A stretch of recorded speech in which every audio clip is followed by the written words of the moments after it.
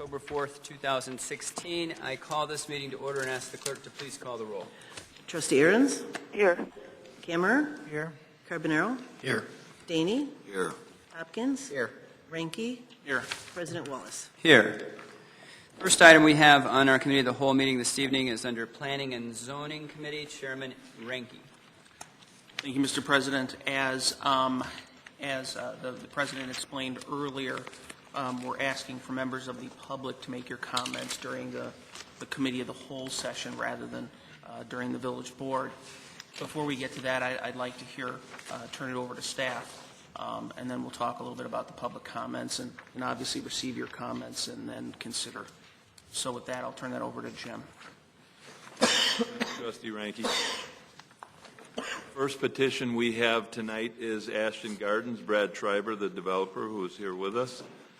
Ashton Gardens is requesting a preliminary final PUD plan, a special use for a PUD, a special use for a reception banquet, hall, place of assembly, serving of liquor, and building height, and variations for the reduction in the number of required parking spaces, reduction from the 20-foot interior parkway requirement, and to allow one tree for each double parking island.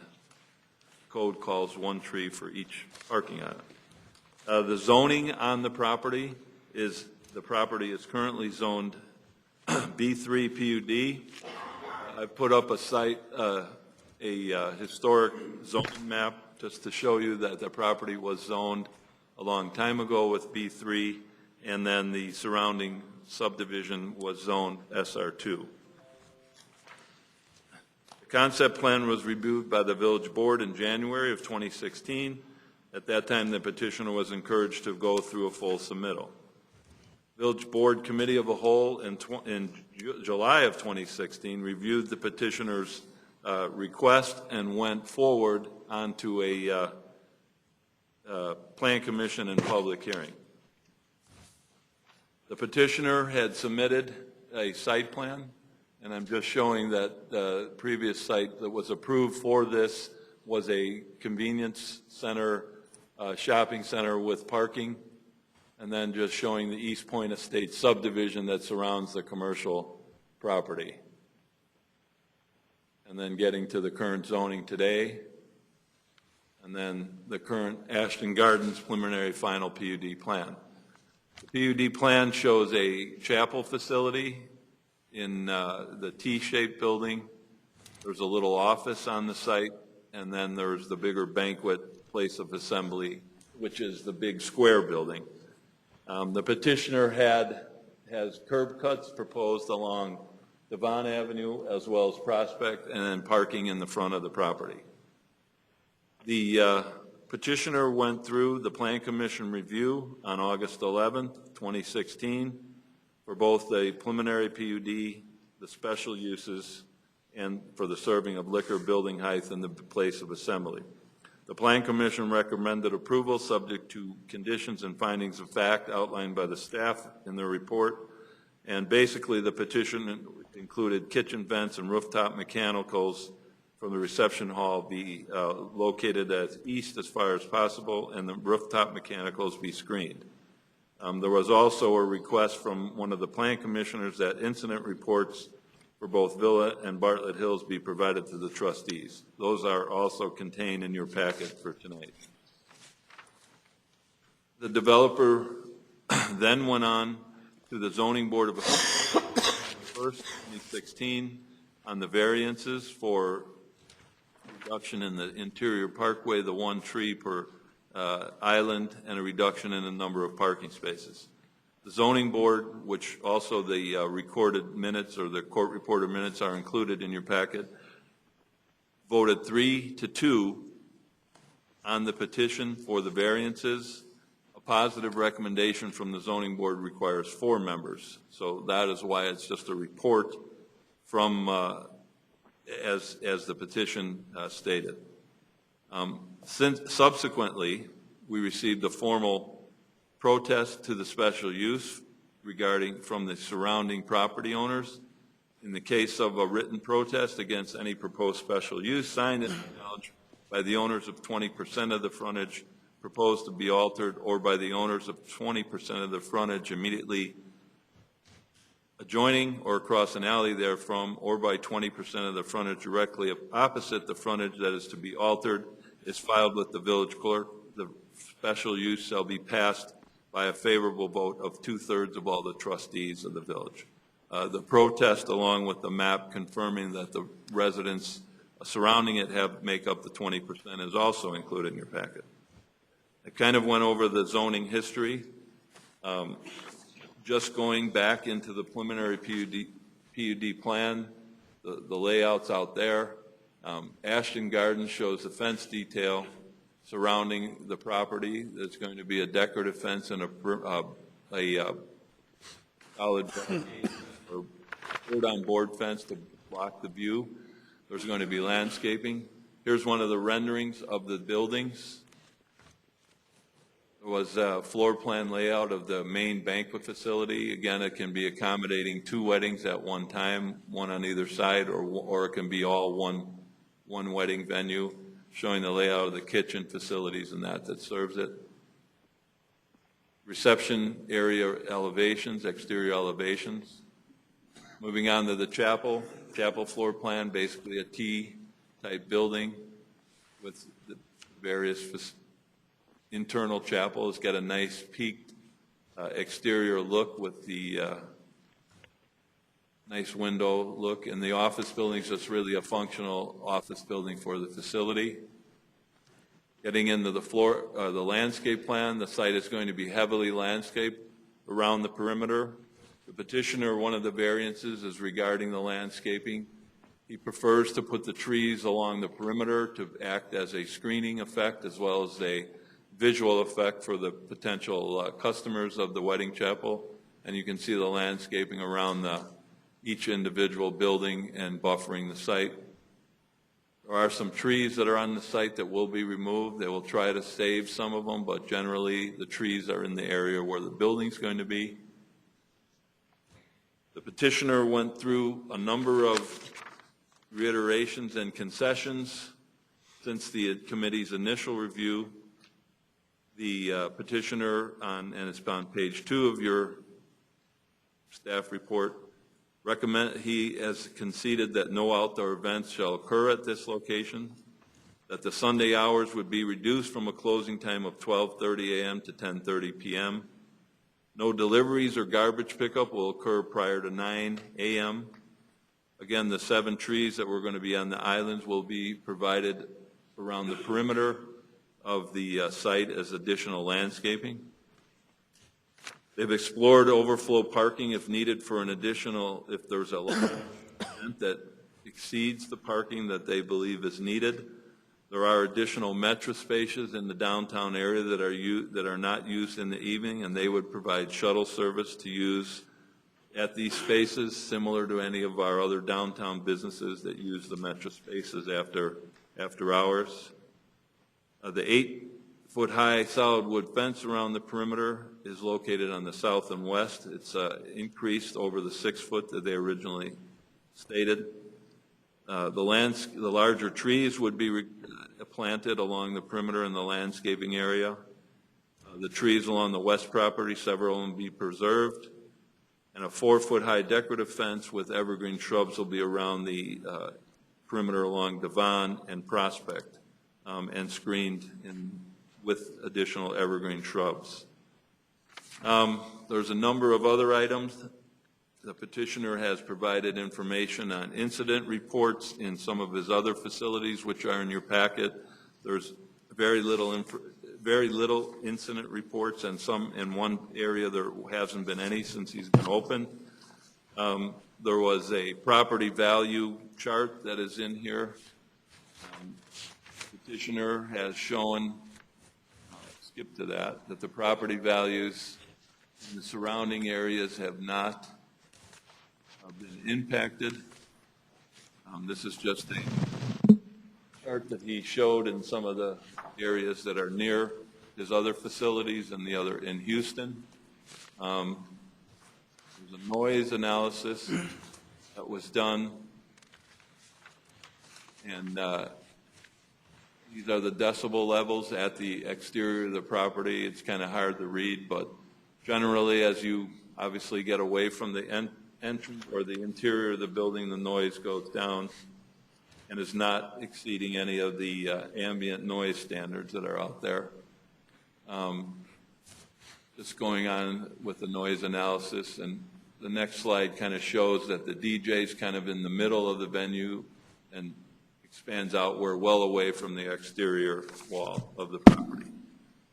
There are minutes of both meetings. As you can see, they're very voluminous. We had a number of objectors. And there's the traffic study was the other question.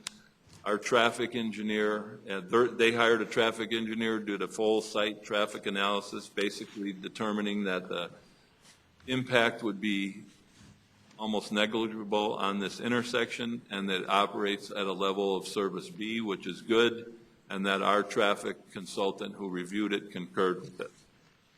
I will try to answer any questions about any of the information, and as I said, Mr. Schreiber is here, the petitioner, and I'll go back to the original plan. Are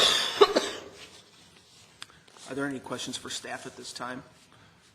Otherwise, then I would suggest, unless there's objections, that we hear from the petitioner, then hear from the residents, and then engage in our discussion. Any further questions? Make sense? Perfect. Okay. Thank you. Would the petitioner like to say something?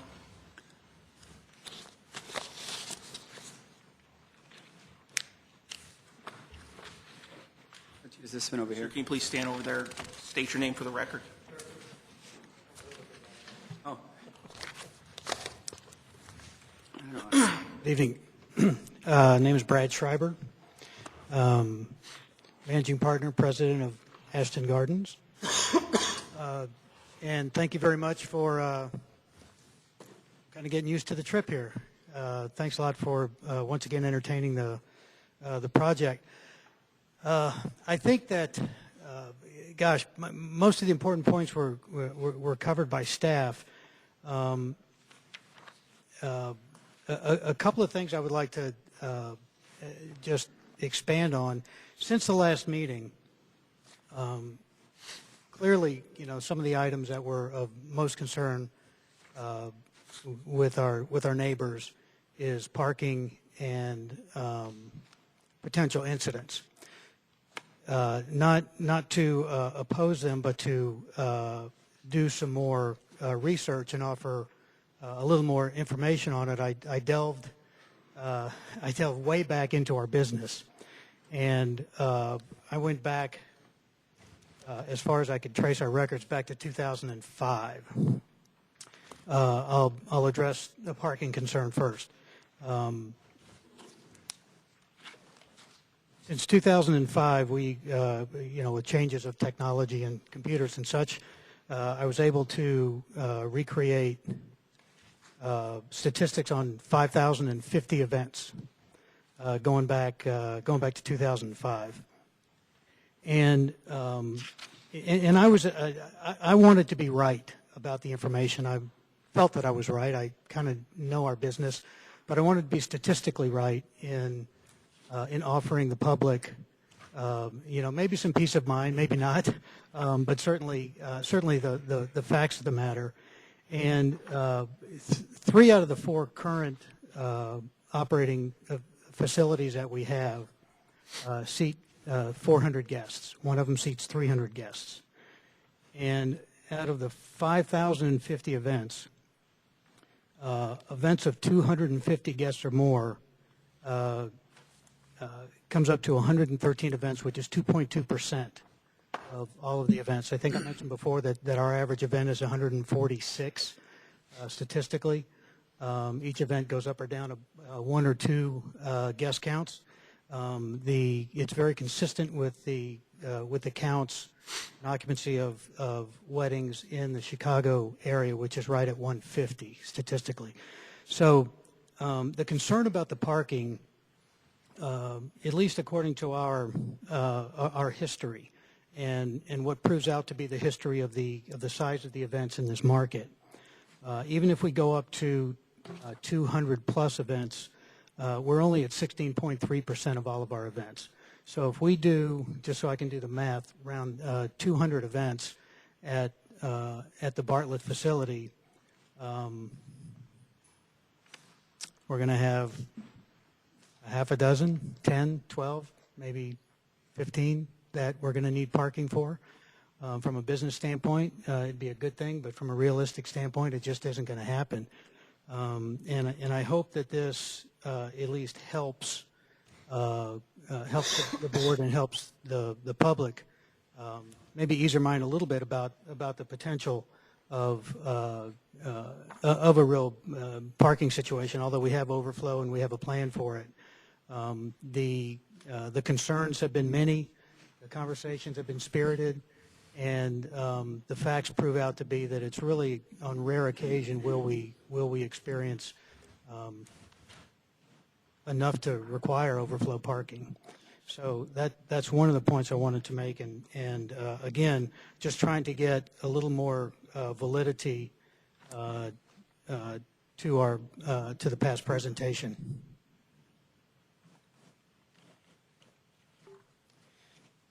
The other point, big concerns that came up had to do with potential incidents of our guests drinking, driving through the neighborhood. I heard driving on lawns, harming pets, doing other foul things on people's yards and in the other presentations. And again, just to add, some validity to prior presentation, in the past 12 years, and we'll call it 5,050 events because that's all I could actually dig up in our records. I think there might be more, but that's enough. We've had 4 reported incidents, all of really minor concern. We had a gentleman fall asleep in his car in one of our parking lots and had his cell phone stolen. There was one incident of the 4 relative to alcohol consumption, and it was a couple who wanted more alcohol after the bar closed, and our managers, doing the prudent thing, wouldn't let them have it, and they got a little out of hand, and our local security, which was off-duty police at the time, stepped in and rectified the problem. So we did exactly what we were supposed to do in the case. So that's over 5,000 events with 4 incidents, none major. As compared to one of the examples was given, was compared to the Seville, which had, I've got that number, 39 events over the course of 2 years of major, certainly more major situations than we had. There's theft, domestic issues, public drunkenness, that sort of thing. And it's even less than what Bartlett Hills has experienced over the few years that I was able to get the information on. So the point being that, we've said that the way we manage our business, the level of professionalism, our conscientiousness for the safety of our guests and for our neighbors and our employees and the public proves out in these incident facts. And again, I don't present that to pose an argument to the public, but hopefully to give them a little better feeling about who we are and how we do business and the level of concern and the level of professionalism that we manage our business. Questions on that? You okay with that? Good. And I won't take much more of the time, but just some of the highlights I think are really important to consider. Is that we have made some concessions. We've changed our event times. We've taken as the staff suggested that pointed out that we took the trees from the parking outlets and actually put them along the property line of the residents on the south side of the property. We've adjusted our landscape plan, our deliveries, that sort of thing for it. We do have private security. Here will be off-duty or retired police officers. The big thing, and which seems to be the most important to the other municipalities we've gone in of similar size, is that we really bring a lot of with us. We're going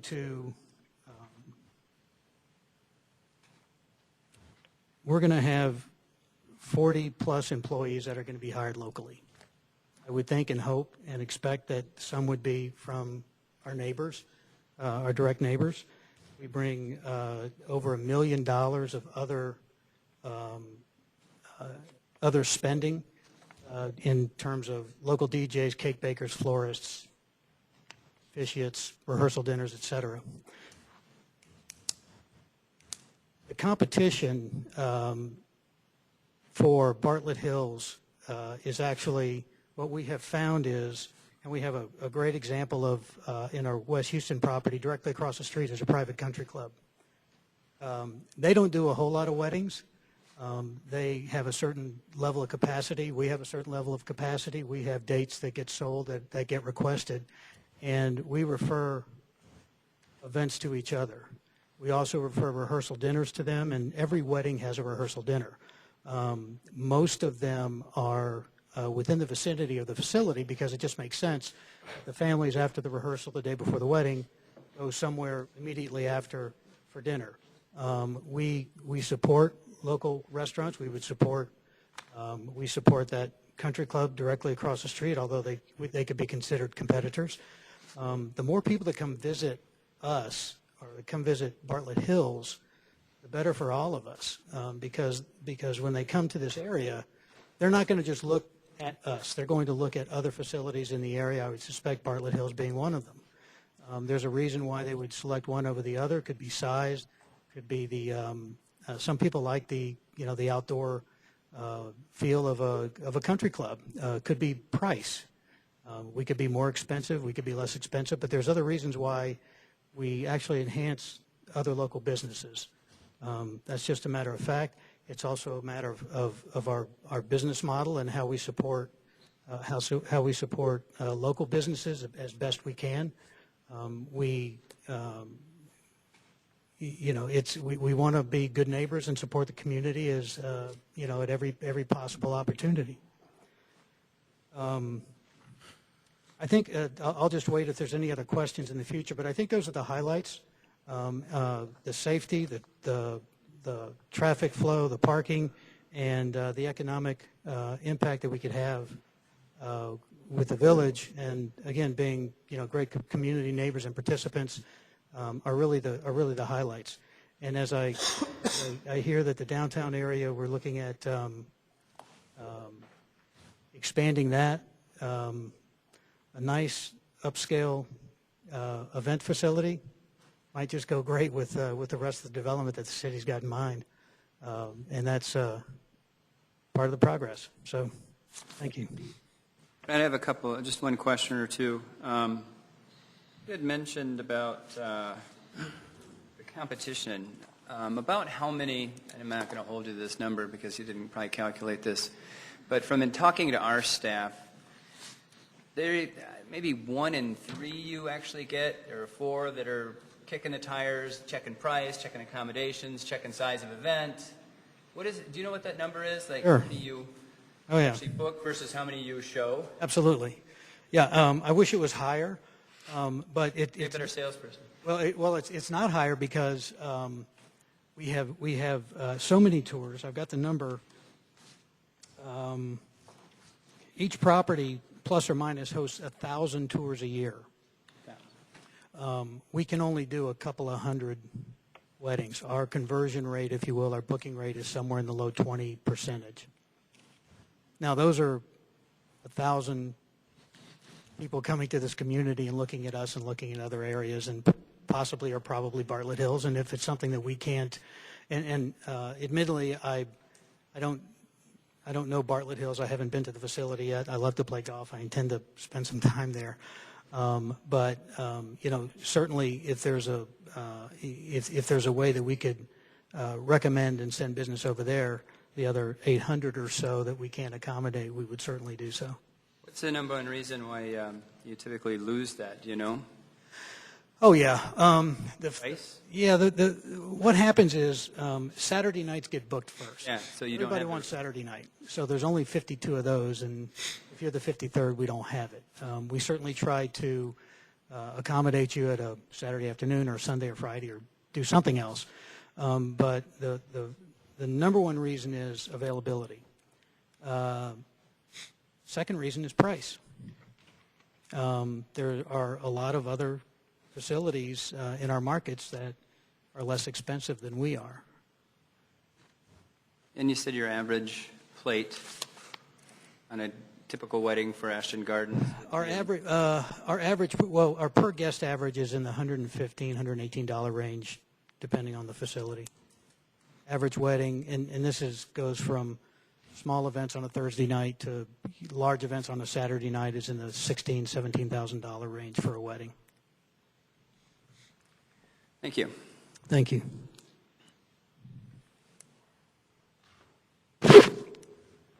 What's the price range for Bartlett Hills wedding?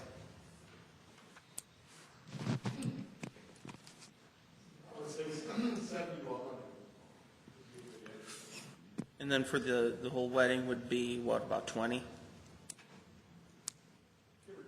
Depends on the additions, what the specifics are. Probably a little bit less than that. Probably what? Probably a little bit less than that.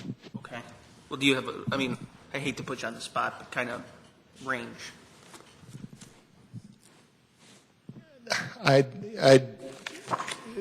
There's so many, if it's a normal Saturday wedding for 150 people, I would say that with the normal additions and everything else on there, I would say probably 15,000 would be a pretty good ballpark.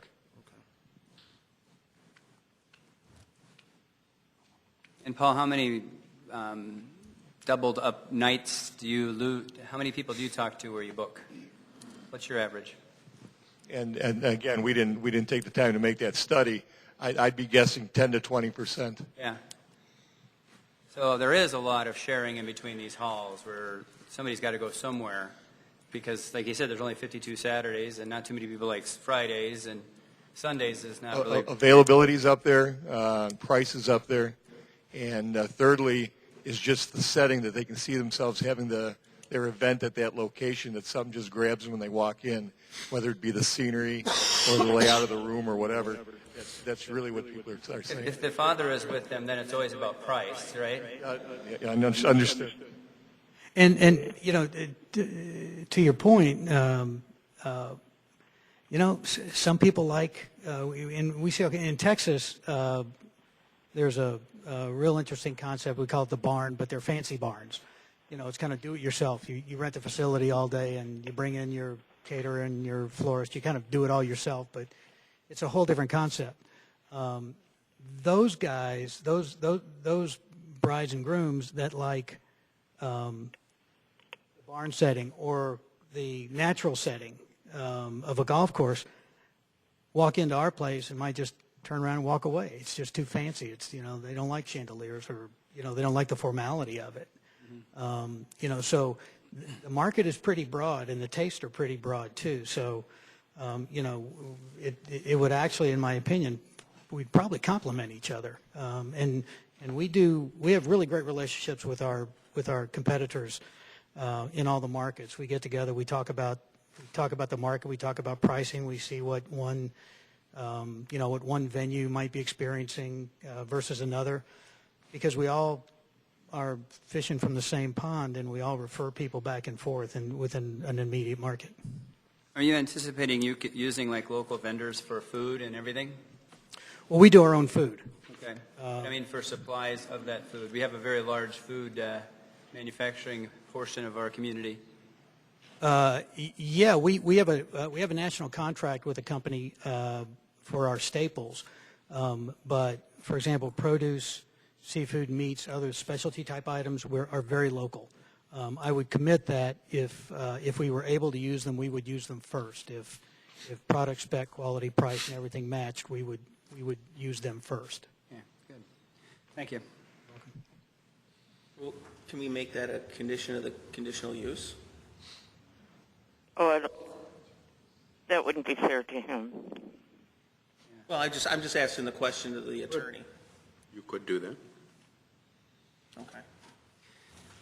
Thank you. Thanks, Brian.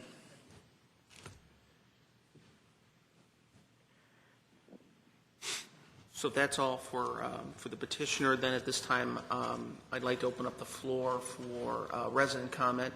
I ask you all, I see so many familiar faces, so you've been through this before.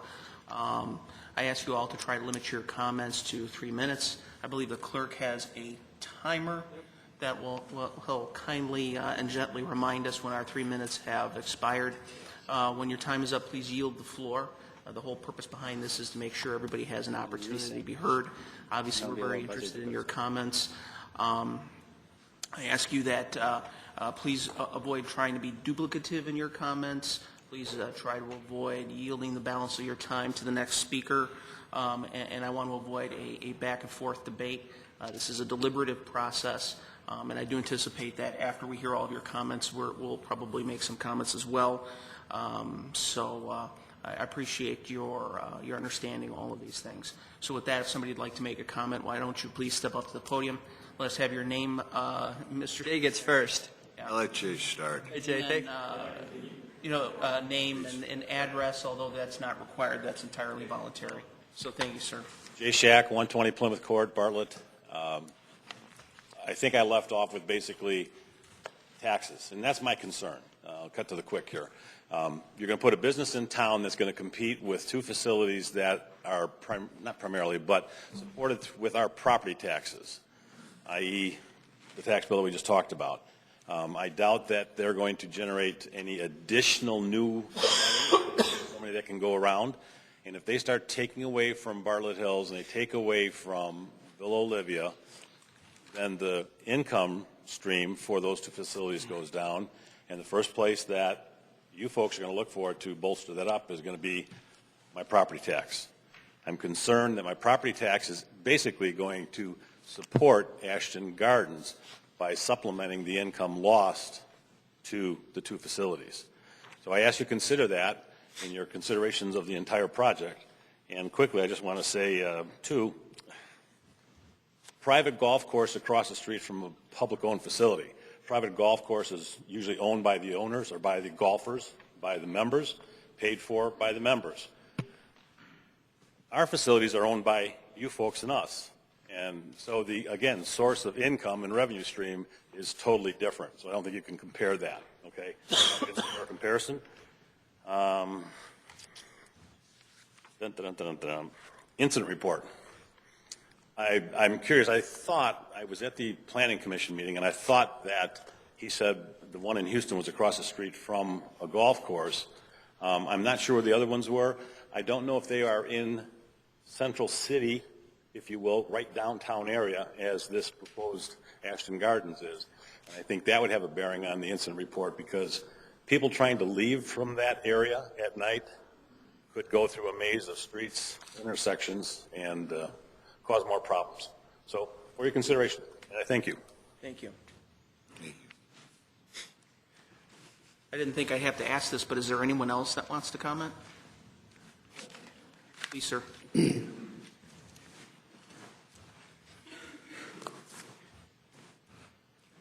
One real quick comment, Mr. Shack. Just one real quick comment. You can Google Earth his other properties, which I have, and looked at the overlying topographical. And a couple of them are almost identical to the nature of this environment that he's going in here. There was actually a resident that sent us an email with all the Google links. That was you? Thank you. It was very, very helpful to see all the different facilities. Sir, I'm sorry I interrupted you. Your name and address for the record. Scott Erickson, 211 Lido Trail in Bartlett. I'm not going to go through anything that we've talked about in the past because that's all documented in the packet. But just of recently, we were talking about the amount of space available for emergency traffic in the side streets. And we have a strong belief that although there are precautions from Ashton Gardens to take overflow parking and maybe use Flexonics, Metro, wherever, shuttle people around, what typically happens is, and I don't want to get too much into the nitty-gritty here, but people coming to events show up late, and I do too. And this will cause people to say, you know, honey, let's park right there or right over there and avoid this shuttle service. We got to get into the event. So along Lido Trail being the first target street, if both sides of the streets are of that street is filled with cars, we've got the minimum requirement 11.5 feet for emergency vehicles to get through. Our concern here is if wintertime hits where the plows bring the cars closer, that minimum clearance for emergency traffic is no longer going to, or it's going to be jeopardized. So I just have a description here. I wanted to submit this for your packet as far as showing that when the cars come inward, if they are parked along that street, then that clearance will be at risk for emergency vehicles. That's all I wanted to say. Thank you. I'll ask that the clerk enter this in the minutes.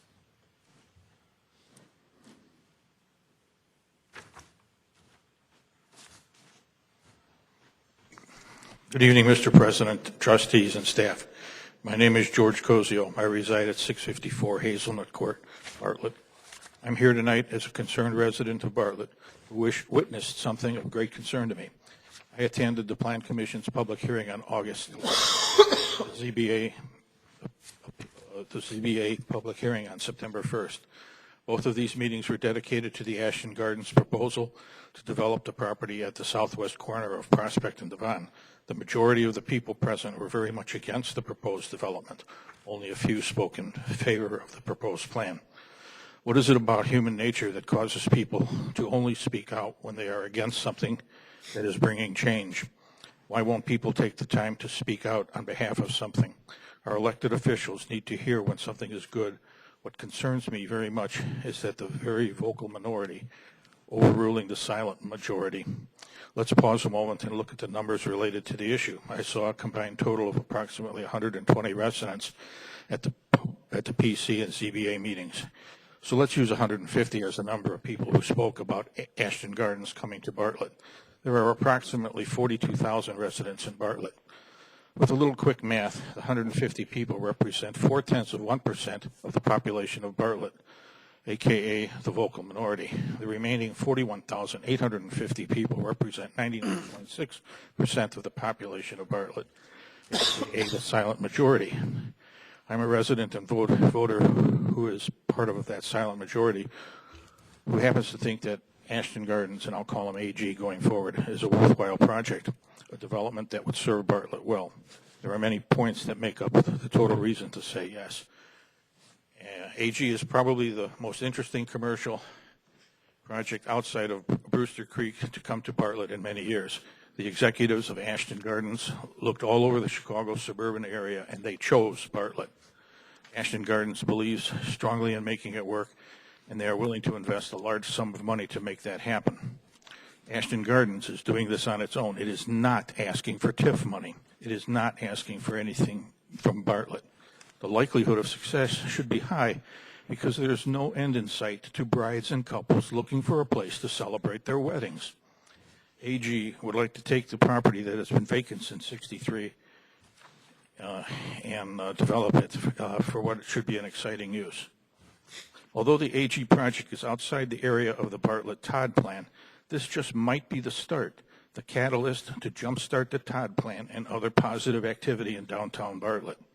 Just think, Bartlett, along with Ashton Gardens, might just become a real destination in the Chicago area, with Bartlett having the one and only venue such as this.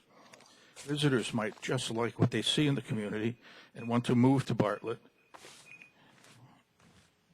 Yeah, I can continue. Can you finish up, please? or to start their businesses here.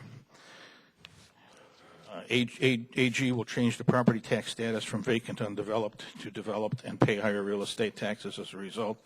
They'll bring sales tax to the village, jobs. There's limited hours of operation, 3 days a week, Friday, Saturday, and Sunday. They're going to provide a bunch of landscaping along the outer perimeter and the inner perimeter.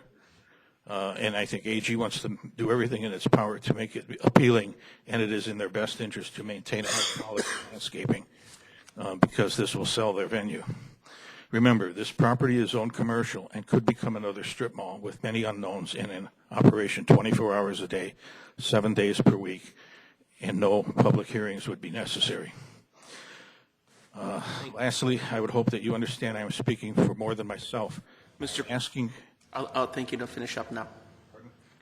Can you finish up, please? I'm asking that's for the silent majority, 99% of the residents of Bartlett who did not attend meetings to voice their opinions.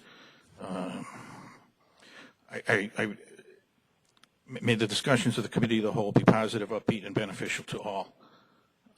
I think that we can say that this is a project where the glass is more than half full. Thank you, sir. Thank you for allowing me a little extra time.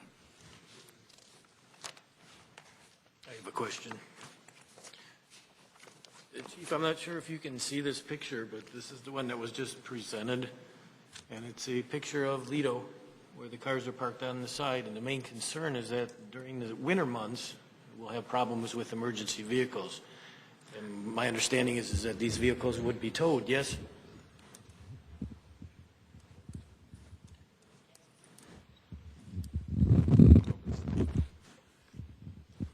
Yeah, during a significant snowfall, there's no on-street parking.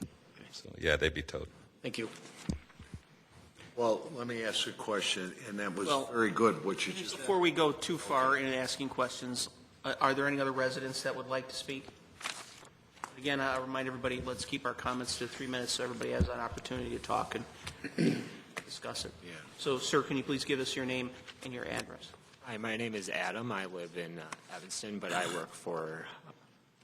You have to speak, lean into it.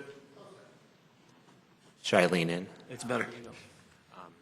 My name is Adam. I'm a resident of Evanston, but I work for Cynthia Borbis, and she was somebody who circulated a petition for this banquet hall. And so there's only 68 names on it, so I don't want to get into the statistics or the math about what a minority 68 names are. But as elected officials, you know how difficult it is to go. We just need your full name. We don't need your address, but we do need your full name for the record. Oh, Adam Newman. Newman? Okay. How hard it is to get signatures. You know how hard it is for people to decide to come to meetings. People work really hard. They don't really want to get engaged in politics, especially after such a nasty election season. They expect their local leaders to do the right things. It's hard to find childcare, and so the fact that there's so much outpouring, especially from the people that are most concentrated, says a lot. So I won't go any further. I just want to submit these to the record.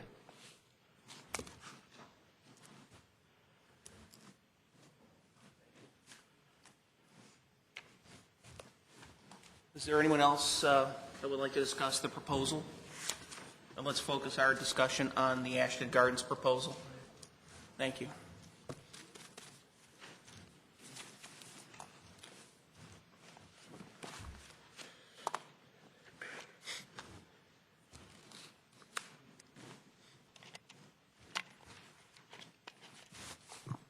My name is Anne Marie Westfall. I live at 109 Southwestern Avenue, Bartlett. This town's always glad to have new businesses open up. Recently in the Examiner, there were several new businesses listed to be opened. It is called economic growth.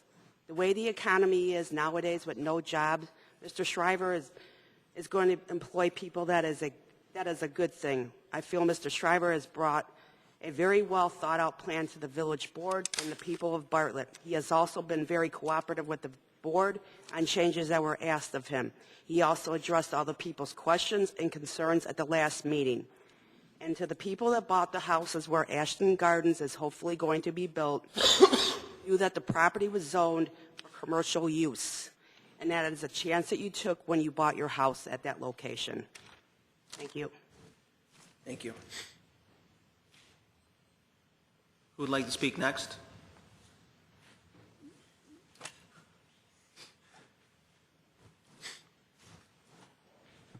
Pretty tall, so this is going to be a little awkward. I'm Scott Hummel. I live at 225 John Drive. I just want to thank some people who said positive things about it. I feel like there's a lot of negative comments, but there are some positives to it, so I just wanted to thank those people. 2 points that I wanted to bring up, though, is that a lot of the statements that were being said tonight by the petitioner himself and some of the staff members, there were no statistics. There's no credibility to those statements. There's no statistics backing that up. There's no companies who got these decibel readings. And one thing that I've learned in school, because I'm 19 years old, I'm pretty sure I'm the youngest person here. Congratulations. Is the fact that when you write a paper, you have to cite your sources. It's, first of all, legal or illegal not to do so. And so for someone to come up here and say, yeah, there was a crime report written, we looked into it, and there were only 4. Okay, well, where'd you get that from? Who was the town who reported that? Where's the paperwork that says that? Another thing that I've noticed from taking criminology classes is that when you're a witness or on the stand, you're not supposed to put your own feelings or opinions into a case. So for some of the staff members to go up there and say that there was a nice overhang or nice windows and stuff like that shows the level of unprofessionalism on their point. So I'd just like to point out a couple facts about that. That's all I'd like to say. Thank you, sir. I will say I'm not an architecture designer. I was trying to express the desire of the window. Thank you. Thank you very much. I think we understand both sets of comments. Who else would like to talk? Please, ma'am. Excuse me. Hi, I'm Margaret Torito Bergman, and I live at 220 Dallas Drive. I don't live anywhere near this property. I live on the west side. Had our issues over there. But anyway, I just wanted to mention that, you know, we've had our difficulties with the businesses and staying open and populated down here in the downtown area, as you know, for many years. I don't think that this property is really in the right place to have this. I'm sorry, I don't think this venue is the right place for this venue because it's in a neighborhood area, and I don't think the parking is enough. It looks to me that there was only maybe, say, 120 parking spots at most. And if you have 2 events going on with 150 guests, plus probably 30 to 40 workers, it's definitely going to be overflow. And I feel for the folks that will probably have excess flow parking on their streets, making it hard for their own guests on a Saturday night to come over for parties or whatever else is happening. The other thing I'd like to mention is that I don't think it will help the businesses in our downtown area. Maybe it could, some additional traffic, but it will, I just don't think it will help. We've tried many ways, so if that's one of the thoughts, that it will bring more traffic and business into the downtown area, I don't think people are going to go any further than that building and not go, you know, into our area. The third thing is that there are, as you know, the 2 other venues that have weddings in Bartlett, and I don't know for sure, but I know they're not packed all the time. I drive by Villa Olivia, and I see on the weekends it's not packed with weddings and other things. And I personally think that we don't need any more of that in this area. There's also the Seville, as you mentioned, and other golf courses that I'm sure must have some catering events as well. So I don't know that even if this business is built, it looks pretty, looks great. However, what happens if in 5 or 6 years the business is not doing the business they thought it was, and now we end up with another vacant building or vacant business sitting with just, you know, a wedding venue that no one's operating. So that's kind of my concern, because as you can see, some of the businesses I've left down here, and that's, you know, the fresh market has been empty for so long. So do we want another empty building like this? And that would be my last point. Thank you. Thank you.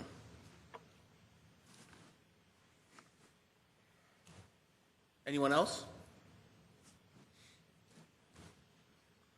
Okay. Well, with that, then, if it pleases the committee, if the committee has questions or comments. I've got a few. Anybody else have questions or comments? Yeah, I have a couple. If Okay, you go want ahead. to start, you Go want ahead. me to start? Well, I can go through my list here. Okay. I guess you want to start. A few points that, that I was hearing from residents, and I think the one thing that I'm quite certain, and I'll have to ask staff about this, we can absolutely 100% control parking on Lido, right? Can 100% enforce the parking restrictions on Lido, yes. Yeah. So that's something that I think I was hearing repetitively, and I think that was one of my concerns too, because I have a tendency to agree with some of the residents. If you run there late, like my wife and I are late, you try to park wherever you can, but if that car isn't there when they get out, they're going to wish that they didn't, right?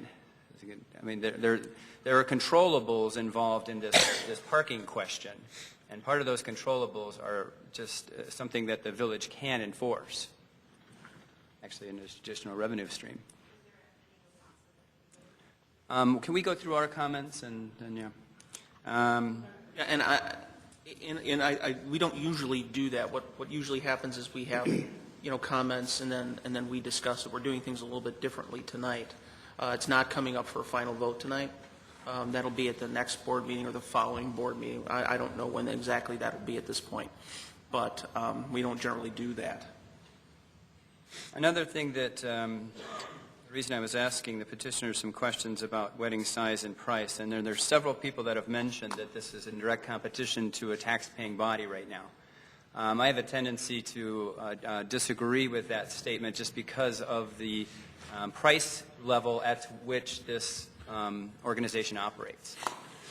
It's well above the price level of Villa or Bartlett Hills, as far as I understand. And as he mentioned, there's 52 Fridays, there's 52 Saturdays. If you're only booking 18 to 20% of your events, I would think the hardest thing for Paul and the hardest thing for Ashton Gardens is to actually get those people to come through and look at their place. And if you've got additional people, so if you've got additional people coming from other venues that are going to drive right down the street the same day and look at that venue, that's part of the challenge of booking your banquet hall right there. So the competition thing, I have a tendency to believe, unlike some folks, I disagree with them. I believe this is an enhancement to the number of events that we could have at all of the locations, actually. I agree with Mr. Koziel. There is a very silent majority, and I have to make this clear, that I've heard from a very silent majority that require their animosity, but they are very, very interested in seeing this move forward. And I think it's important that everybody should hear that. The parking on the streets, that was it. The one last thing I'll mention is the job situation. You're going to have we've got a continual environment in this country with retail jobs shrinking and shrinking and shrinking because everybody's buying online, right? So if we're going to think about a strip mall there or whatever it might be eventually, we're having a hard enough time filling those stores on the other strip mall right across the street. And you've got this shrinking environment of retail jobs, so you're going to have you're going to have some kind of a service environment there. It's going to be a food store or a restaurant or something in that little strip mall that you're not going to like at all. So these service-oriented jobs are really the biggest growing market. And the amount of time that it would take us to replace this particular location with a similar type business, I would think would be really unusual. So those are my thoughts on this. Well, thank you. You've just about said everything I wanted to say. I just wanted to touch on a few items. We talked about vacant buildings and whatnot, and, I'm going to hitchhike after, on what President Wallace said. We talk about the strip shopping centers. I was going through the permitted uses in B3, and I'm not going to read them all, but we have convenience store, we have garden supply and feed stores, we have meat markets, We have supermarkets and postal distributions and special use, and those would not require any special hearings. So basically, we could wake up one morning, we could have a strip shopping center there. And again, hitchhiking off what you said, we talk about vacant buildings in this village, and we have, you know, Gorski's Plaza. We have the vacant building there that's been vacant for some time. And my fear is if we talk about vacancies, if we do strip shopping centers, you know, the potential of having vacant spots and whatnot would be greater than what we would possibly have here. And I'm going to use a term that you used with me some time ago, that, you know, in essence, when we look at this, and I didn't use this term, but I will use it now because I think it's extremely appropriate, we could have hit a home run with this in lieu of some of the other uses that we possibly could have on that property. Special uses, we have animal hospitals and kennels, automobile repair shops, including major repair, automobile and truck sales, banquet halls, and that's why we're here with this special use. But we also could have car washes, and it goes on and on and on. And that's why, you know, the term that we had used together in our brief conversations, you know, you could have hit a home run with this. It's zone B3, okay? We can't regulate, you know, businesses. Someone talked about, you know, Villa Olivia. We talked about Bartlett Hills. Well, don't forget, we also have the Fire Barn here in the village that also has weddings or offers that service. If someone wants to bring a banquet facility here, we have to look at that usage. We can't regulate specifically what will be there. We have to treat this as the project that's being presented before us this evening. We don't regulate dentists. We don't regulate other medical offices. We don't regulate hair salons. We don't regulate restaurants. That's not the purpose of this board. If somebody wants to make an investment in this community, you know, they have that right. We don't regulate that. I agree with what you guys had said before about parking. You know, that's been answered. We can regulate the parking on that street and prevent any potential problem with that. And last thing I really want to say at this point is that, you know, we represent the entire community, and that was brought up with the silent majority. And we have to take a look at what this potentially can bring to our village, the amount of jobs that it can bring, the amount of revenue it can bring in, the tax dollars that we can have. Right now, that's sitting vacant. Nothing's happened there in 20 years. Jim, I'm sorry, when do we have the strip shopping center express interest? About what year was that? Do you remember? 1988. 88, thank you. Yeah. Right, I was, at that time, I was on the Plan Commission, and we looked at that. And it sat vacant all that time since then. Isn't it about time that we do something with that parcel of property? And I believe that this is a very viable project, and I'd like to see it move forward. Thank you. I think one of my sticking points is parking. So, yeah, one of my sticking points is parking. How would we regulate parking on Lido? On a snow event, it could be towed vehicles out of fear of, like they mentioned, the ingress and egress of emergency vehicles, and we're pretty stringent on that. As far as preventing a car from parking there, that's easier said than done. What they would get was a citation. And if that became a problem, we work with the community and we work with the business owner to do more signage and more high visibility patrols in those particular events, especially when if we were to get intelligence or communication from the owner that we have an overflow evening, we could put staff out there to help the neighborhood. That would be a primary concern of ours. So the first step would be ticketing the car and...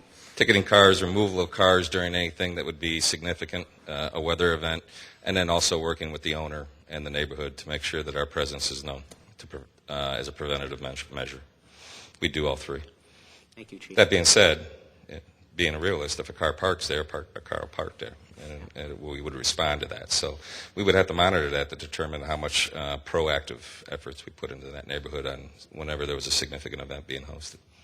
So then you would propose to ban parking on Lido and Hillendale? Well, you certainly wouldn't want it on both sides of the street, and that would be a question of the board. If the board would want to prevent it altogether, that would just be simple signage. Okay, because if we ban parking on one side or both sides, this is somebody's neighborhood, you know? So, I mean, people park on the street. That's exactly right. You have to, the unintended consequences of that is their family comes from out of town and they have an overflow in their driveway. So there is this median that you have to strike. Well, and there is no, well, if you're a Bartlett resident, you get to park on the street, but if you're not a Bartlett resident, you don't get to park on the street. That we don't get into. Okay, so we don't get to pick and choose who can park there. That's exactly So it's right. either a ban or it isn't. And I know another community that uses parking passes, which I think Currently, is a terrible idea. We don't have restrictions on for residents or allowing residents, or in some communities, you know, there's even special permits for guests and things. That isn't done in Bartlett, and I've seen it in other towns. So if it became a problem, it's something that could be adopted. We typically say, parking or not, maybe on one side of the street, but as you point out, that then limits the parking for the residents of that neighborhood, unless you were to adopt some kind of special parking privileges for residents in that area, which we've not done in the past. And that is a doable thing, obviously, because I've been to many, many different locations in my years of traveling around to sporting events where they say, no parking here during game day or whatever, no parking here for your event. You could do permit And parking. when I was, Wheaton towed a bunch of cars that one day when people were ignoring the signs. So there's got to be a workaround to that particular situation. Well, then what, the workaround is the parking permit? Is that what you're saying, or? I'm saying that is an option if it became a problem, is parking by permit type neighborhood allowed parking. I'm saying that, you know, I've seen that in other places, the city of Chicago and others, if that became something that the board wanted to entertain, if it became a problem. Again, 2.2% of all of the events are 250 plus, and those are bigger venues than he's got here. 16.3% are 200 plus. You know, the events that are going to overpark, I certainly wouldn't want to park on Lido and then run clear around the fence and the berm and everything else and all the way around to the chapel. I would just as soon, you know, be a little later and take the shuttle. Well, as a way to kind of have apples to apples here, maybe staff has the answer to this.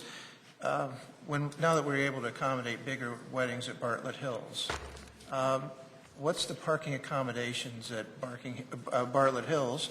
And do we ever have issues where there's not enough parking for that size wedding, say a 250 person wedding? Do we have statistics on that? That's a good point. Well, the only time that you have more difficulty sometimes during the day on the weekends with showers when the golf course is full and you have like a 50 and a 60 or an 80 at the same time. Once all the permanent tee time people leave, usually on a Friday, Saturday night, Sunday night, whatever the case might be, even if we're doing even if we get up into the 220s, 230s, and I'd say about 10% of our events are of that nature, we have 206, 207 spaces, and that's never a problem. Okay. But we use a lot of them too, though. It's the theory that nobody really drives to a wedding by themselves. Exactly. Right.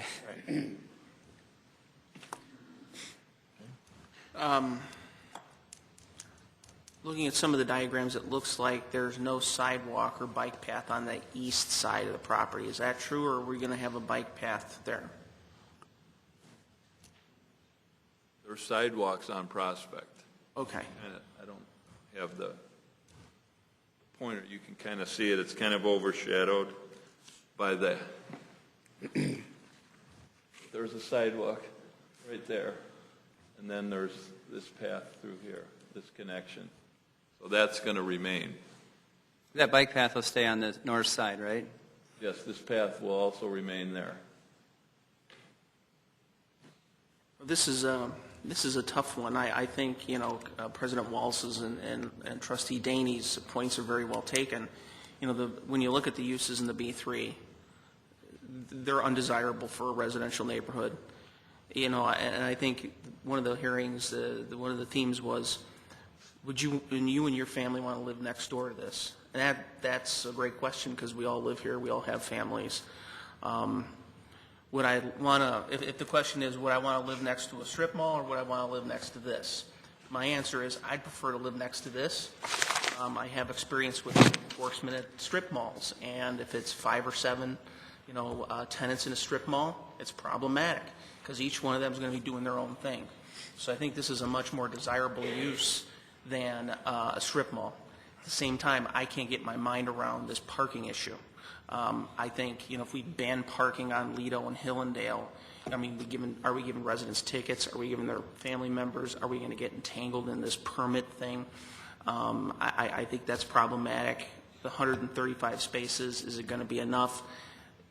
Maybe, maybe not. What about snow? What about people that park goofy? I'm seeing more and more of that too. They park across 2 spaces. It's problematic for me, and we can't flood these people's neighborhood with cars. The 390 extension is another thing that I haven't heard a lot in this conversation, but I think it's important to talk about it because wasn't the current design to shuttle, isn't North Avenue going to be one of the off-ramps? Don't I have that right? That's a connector for the Elgin O'Hare.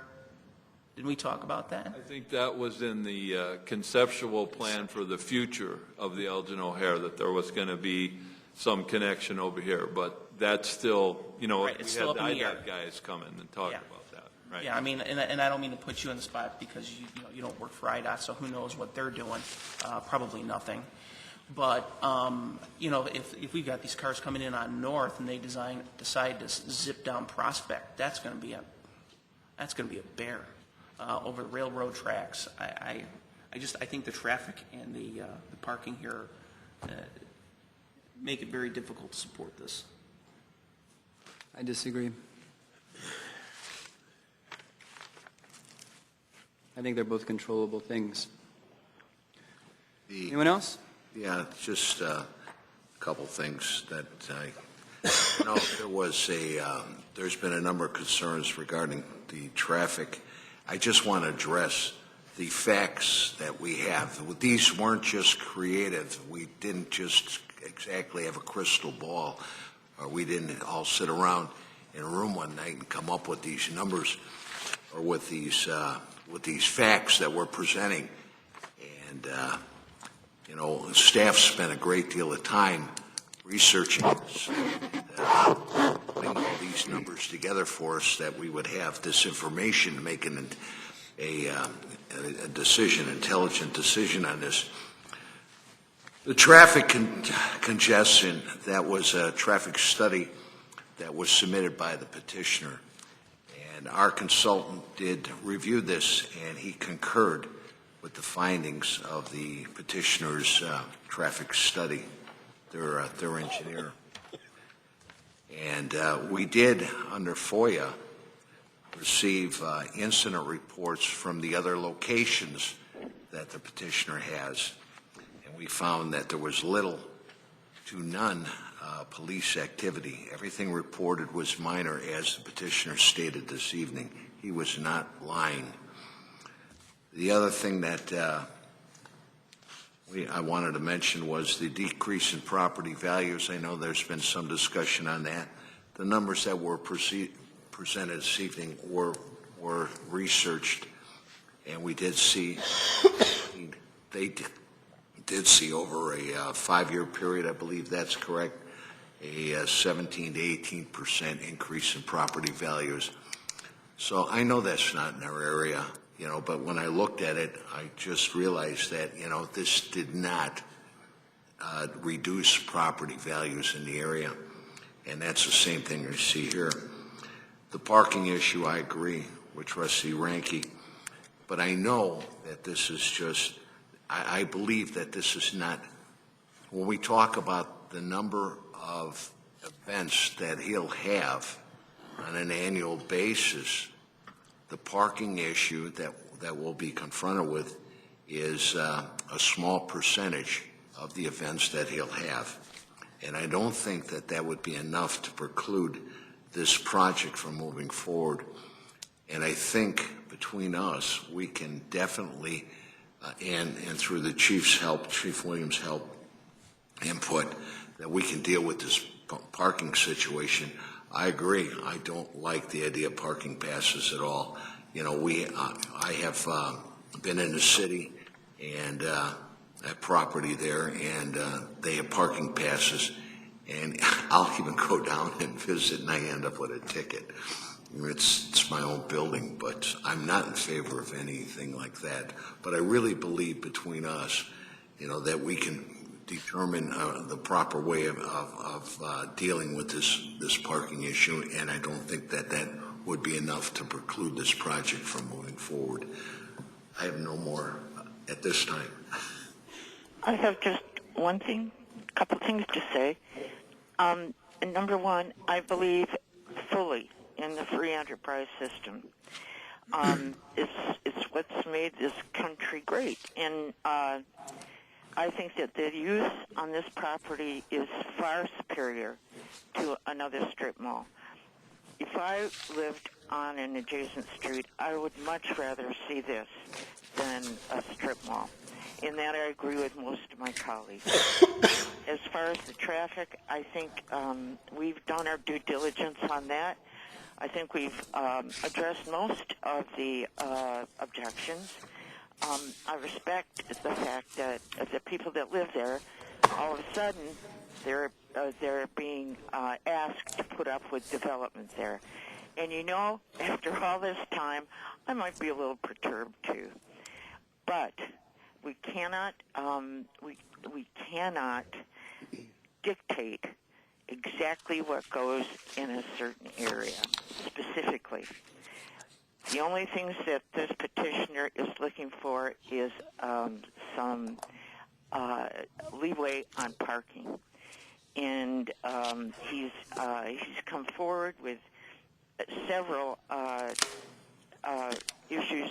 He's come forward to cooperate and go beyond what we have requested of him, and for that reason, I think this is a good use and should move forward. Mr. Ponzinski, do you know any other communities that use commuter parking to shuttle patrons back and forth?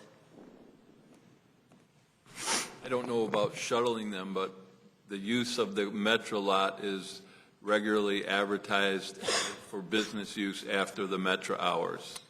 And our businesses in the downtown district, people do use them. You know, I have one more question of the petitioner. Can I ask that? I'm just going to step on somebody in a minute. Okay. Sorry, Vince. Okay. Go ahead, TL. Oh, I just if this were to go through, would the petitioner be joining the Chamber of Commerce? Absolutely. Okay. Yeah, absolutely. Thank you.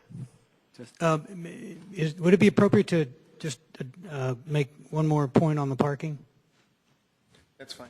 Okay. Real quickly. Once we get into a community, we do not intend to be outsiders and come in and take advantage of take advantage of anybody or any part of the city. I think we've demonstrated that in all the concessions and all the efforts we've tried to make of what's been asked of us. Once we get in, we're part of the community. One of the things that we do relative to parking, and all of these are valid points, and we would be more than happy to include the village law enforcement as well. We publish a couple of weeks in advance and meet with our security on and discuss all of the events in its entirety, every detail, including parking. There's the part of the job of the security is to protect the guest, protect the business, manage parking, do whatever it is that we feel is necessary, including protecting the neighbors and their interests. The local law enforcement will know, if they so desire, what events are happening, when they're happening, how many guests are going to be there. We do in 2 of the other locations provide local law enforcement with all of those the event orders, all of the event details. They are more than welcome to visit us or have us communicate any of the details in terms of number of guests, arrival times, departure times, and coordinate with our security. We don't want, if somebody attending our event parks illegally, we want them towed. We're just, we have the same feelings as everybody else. We're part of the community. Most of the guests that come to these events are not part of the community. We do not want them to take advantage or have any special treatment at all. So we'll take every effort in communicating, in partnering with, whatever is asked of us to help manage that. That's just part of our business model. That's part of how we run our company. Thank you. Thank you. Thank you. So are there any more questions or comments from the trustees? Well, just as a comment to something Trustee Hopkins had to say earlier about the shuttling back and forth, speaking from the standpoint of just having a son that got married in Bartlett, I think we have to realize that, not everybody's going to drive to the wedding and leave. Some people are going to be staying overnight. And we had the success of having a shuttle service from the hotel bringing people into Bartlett and then taking them back to the hotel. So the cars weren't even here. So there were more people at the wedding, but the cars weren't present because they were still at the hotel. The hotel shuttled people in, shuttled them back, which was also good from the alcoholic perspective as well. People could drink, had the shuttle service, it wasn't an issue. So you've got to think that not everybody that comes in for a Saturday night wedding, especially when they're coming in and out of town, are going to leave and drive off. There might be people that are staying in local hotels that would be shuttled in as well. Good point. What hotel was it, Mike? What hotel did they use? I don't know, some Holiday Inn Express, something. Another thing. We annexed this property in 1963, and I was 3 years old, and it's been empty ever since.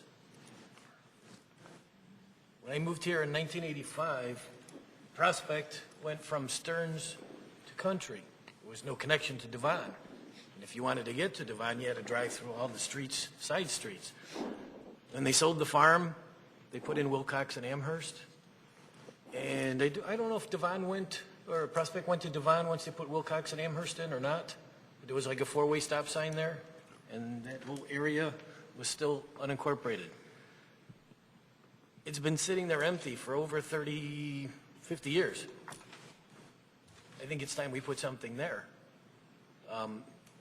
It'll bring in the revenue to the village.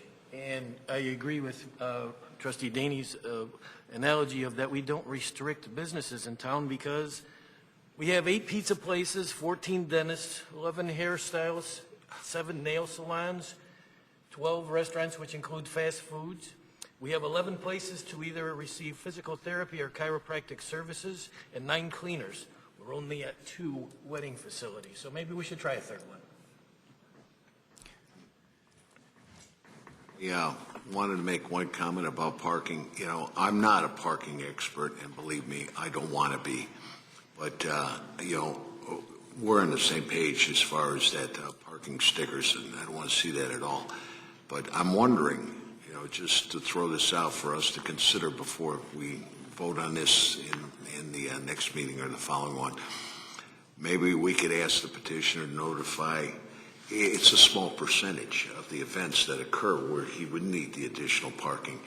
And I'm wondering, if the petitioner could have a master list of the people in the neighborhood, and he knows well in advance of when he'll have, a large wedding that would require additional parking, and send a letter out, and maybe he would then place signs, these little signs, no parking this side of the street. Hey, it's just a thought. Don't crucify me. But so. All right, let's move this on. Yeah. So if there's nothing else, then the next step is to move this on to the village board for a vote. And that is something, sorry, I wanted to bring up, that the objections and the failure to receive a positive recommendation from the ZBA, does that trigger the supermajority requirement or not? They both require the vote of 2/3 of the trustees. So the mayor's vote would not count because of not having the positive recommendation from the ZBA, but also the neighbors, that more than 20% of the neighbors, that requires that same 2/3 vote of the trustees for the special use. Okay. So that's 4. So 4 trustees have to vote in favor for this matter to pass at the next meeting. And I think that the petitioner and the audience has a pretty good idea of where we're all at. I just want to make sure I'm fair to the petitioner so that, he can make his own decision and assess where we're going. But so that's it for Ashton Gardens then.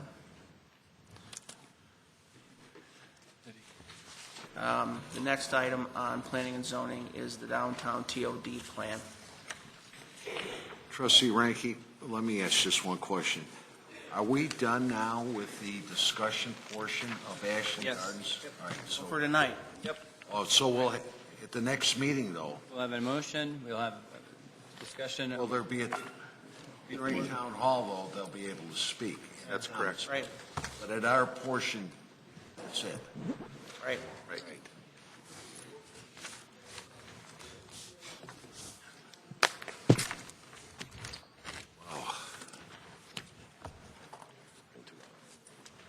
So downtown TOD plan. Thank you, Trustee Ranky. The downtown TOD plan, as you know, was put forth for a vote at a previous meeting where it was tabled. And it was tabled to a date specific, the October 18th meeting.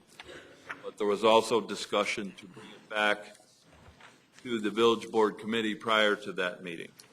So it is here prior to the October 18th meeting. There was some concerns expressed at that meeting about business owners in the plaza not being aware or fully aware of the plan. Subsequent to that meeting, the staff has visited and handed out the TOD plan to all the businesses in the Bartlett Plaza, and sat down and talked to several of the business owners to answer their questions and concerns about the TOD plan. In addition, our planning consultant from SCB prepared a memorandum regarding the section on implementation strategies of the plan, basically emphasizing that the plan is just that. It is a plan. It's conceptual in nature, and it is also flexible. As all plans are. They have to be implemented. They have to have a developer who's interested in doing something, and there has to be support from the village board, the plan commission, and the zoning board for that type of implementation of the plans.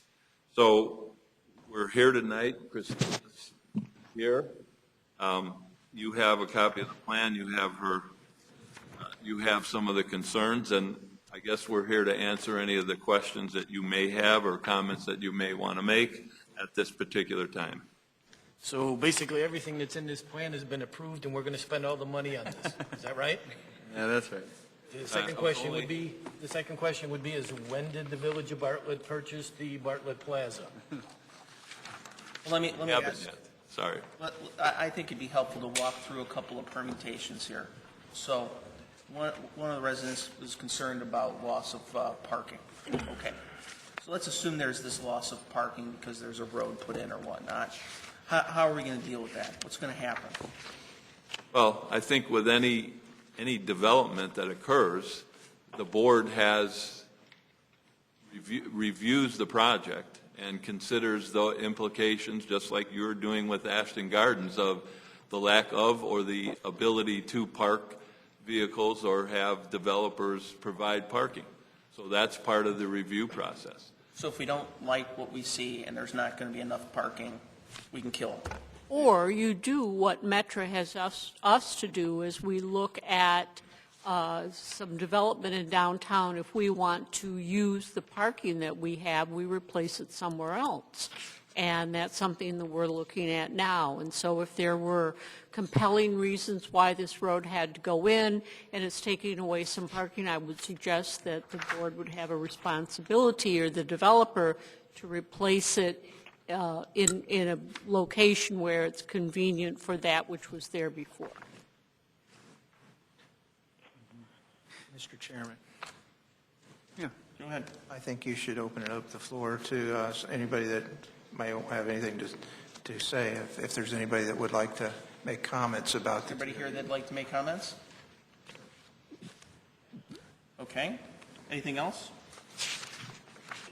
Yes. Well, then, part of the reason that I was concerned about this was, yes, it is a conceptual plan, but as it stands right now, the concept is that you basically have the potential to displace service-oriented businesses in a plaza without having a plan of where to put them, and who's going to provide build-out, and who's going to shift these businesses and keep them in town. That concerns me with this plan. You also have a plan that potentially takes down apartment buildings, like we were mentioned earlier. And when I look right out the back door of my business to where these apartment buildings are, yes, where would you put the parking? You'd have to tear down the buildings and then put up the street, and then is the city going to be paying for the street, and who's going to be, taking on this project? So those things concern me about what's going to become of the actual businesses in the plaza.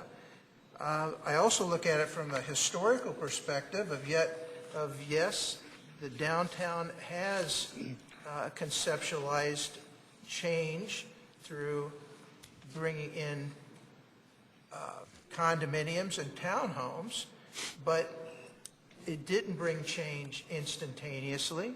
It took time, and even now we're seeing the downtown area build up, businesses come in. We also see that in cycles, even in the shopping center I'm at. I can go back, we've been there 27 years, Jay's been there longer, and there's been times when that shopping center's been completely filled and no vacancies. Now there are two anchors are vacant and been vacant for quite some time, but that doesn't mean that they couldn't come back around and be filled in another cycle, so to speak. I just want to be concerned, have us be concerned about what happens to the businesses and how do we keep these businesses in Bartlett. We talk about one of the statements in the plan here says that 50.4% of the businesses in downtown Bartlett are professional, medical, and services businesses, and yet the study would in effect displace 20 businesses in Bartlett Plaza without a plan of saying where are we going to put these? Are they going to build the commercial places first before they tear down a part of the building? And it's so vague in how it states where not only are we going to tear down the east half of the shopping center, you're going to tear down part of the north half of the shopping center to make a road going through, but where does that stop? Do we lose our post office? And if we were to do that, and if this plan is conceptualized to do that, do we really think that post office is going to, if they're told that they're not going to be able to be there, are they going to move to another location in Bartlett with the postal economy being the way it is? I think we could probably have our doubts, and that we could potentially lose a post office. The other concern I have with regard to that is that I don't want to give the impression to businesses that might be viable business to come into the shopping center that why should I bother because we're going to tear it down anyway. And that's kind of what comes across at this point in time. So I think we have to be careful about portraying that vision and that prospect of looking at things and too critical of a view. So that becomes some of the issues, as I said. And I also take a little issue with the fact that somehow we're saying, well, let's build more apartments because that's really going to bring in more people and that's going to revitalize the downtown area and that's going to bring in people eating out and people bringing in retail. But if it did, it's not going to be quick. It wasn't before. It's not going to be quick again. And somehow I think that we're gearing this apartment, as I read this, to the people in their 20s and the seniors 55 to 74 and 75 plus. And the last time I looked, those weren't particular age groups that are trying to spend have expendable incomes, lots of expendable income to get out and start saying, yeah, I'd love to live in a $1,600 apartment, and then every night I'm going to go out and eat. It's probably not going to happen. And when seniors downsize to an apartment, they're not looking to spend all the time either. So that was another concern with this. But I like some of the changes that were made, and I have to say that that gives us a little more direction, but it still sends us in a direction I'm not so certain of, and that concerns me. And that's pretty much what I have to say. Do you have any comments about Trustee Cameron's? Sure, I'm happy to speak to all of his points. First off, the plan was done with a steering committee. We talked to a lot of businesses. We had 3 community meetings. We got a lot of input from people throughout the community about this. It is a series of options for your downtown. The main purpose of the plan is to enhance the downtown area, to look at various sites where you can have future development. And am I doing that? Who's breathing into the mic, Theo? Okay, I'm sorry. I just it's a little distracting. And so our emphasis is really to create a series of options for the village, create a roadmap, to think about development as a sequence that you can do one or the other.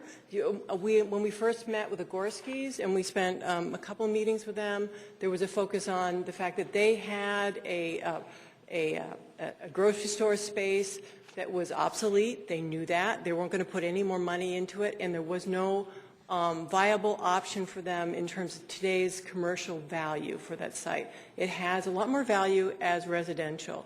We looked at ways to make the very large block that you have going from the north of the railroad tracks to Devon to Prospect over to Main Street, and how to break that up so you could have some other through traffic to go through to serve those businesses, and that's where that road came through. The issue of the parking, if you'll see on, I think, 98, page 98, there is a diagram that shows head-in parking. So all the parking that is there today could be accommodated in creating the right-of-way for the apartments. So I think that issue we can. I think the bigger, concern that I have in seeing this, that every one of these recommendations will take a lot of coordination. There is no question about it. Development doesn't take place just from a plan. The next set of sequences is to if it's a developer that you're looking to work with them on. If it's something that's village initiated, that's going to be a process. Looking at your infrastructure today in terms of what how can your water and sewer accomplish servicing some of these properties. So there are many different elements to implementation, and you have to be talking to your businesses on a regular basis. It's very, very important to make sure that everyone's accommodated. Today, in the area not including the grocery store, you've got 20% of the Bartlett Plaza that is vacant.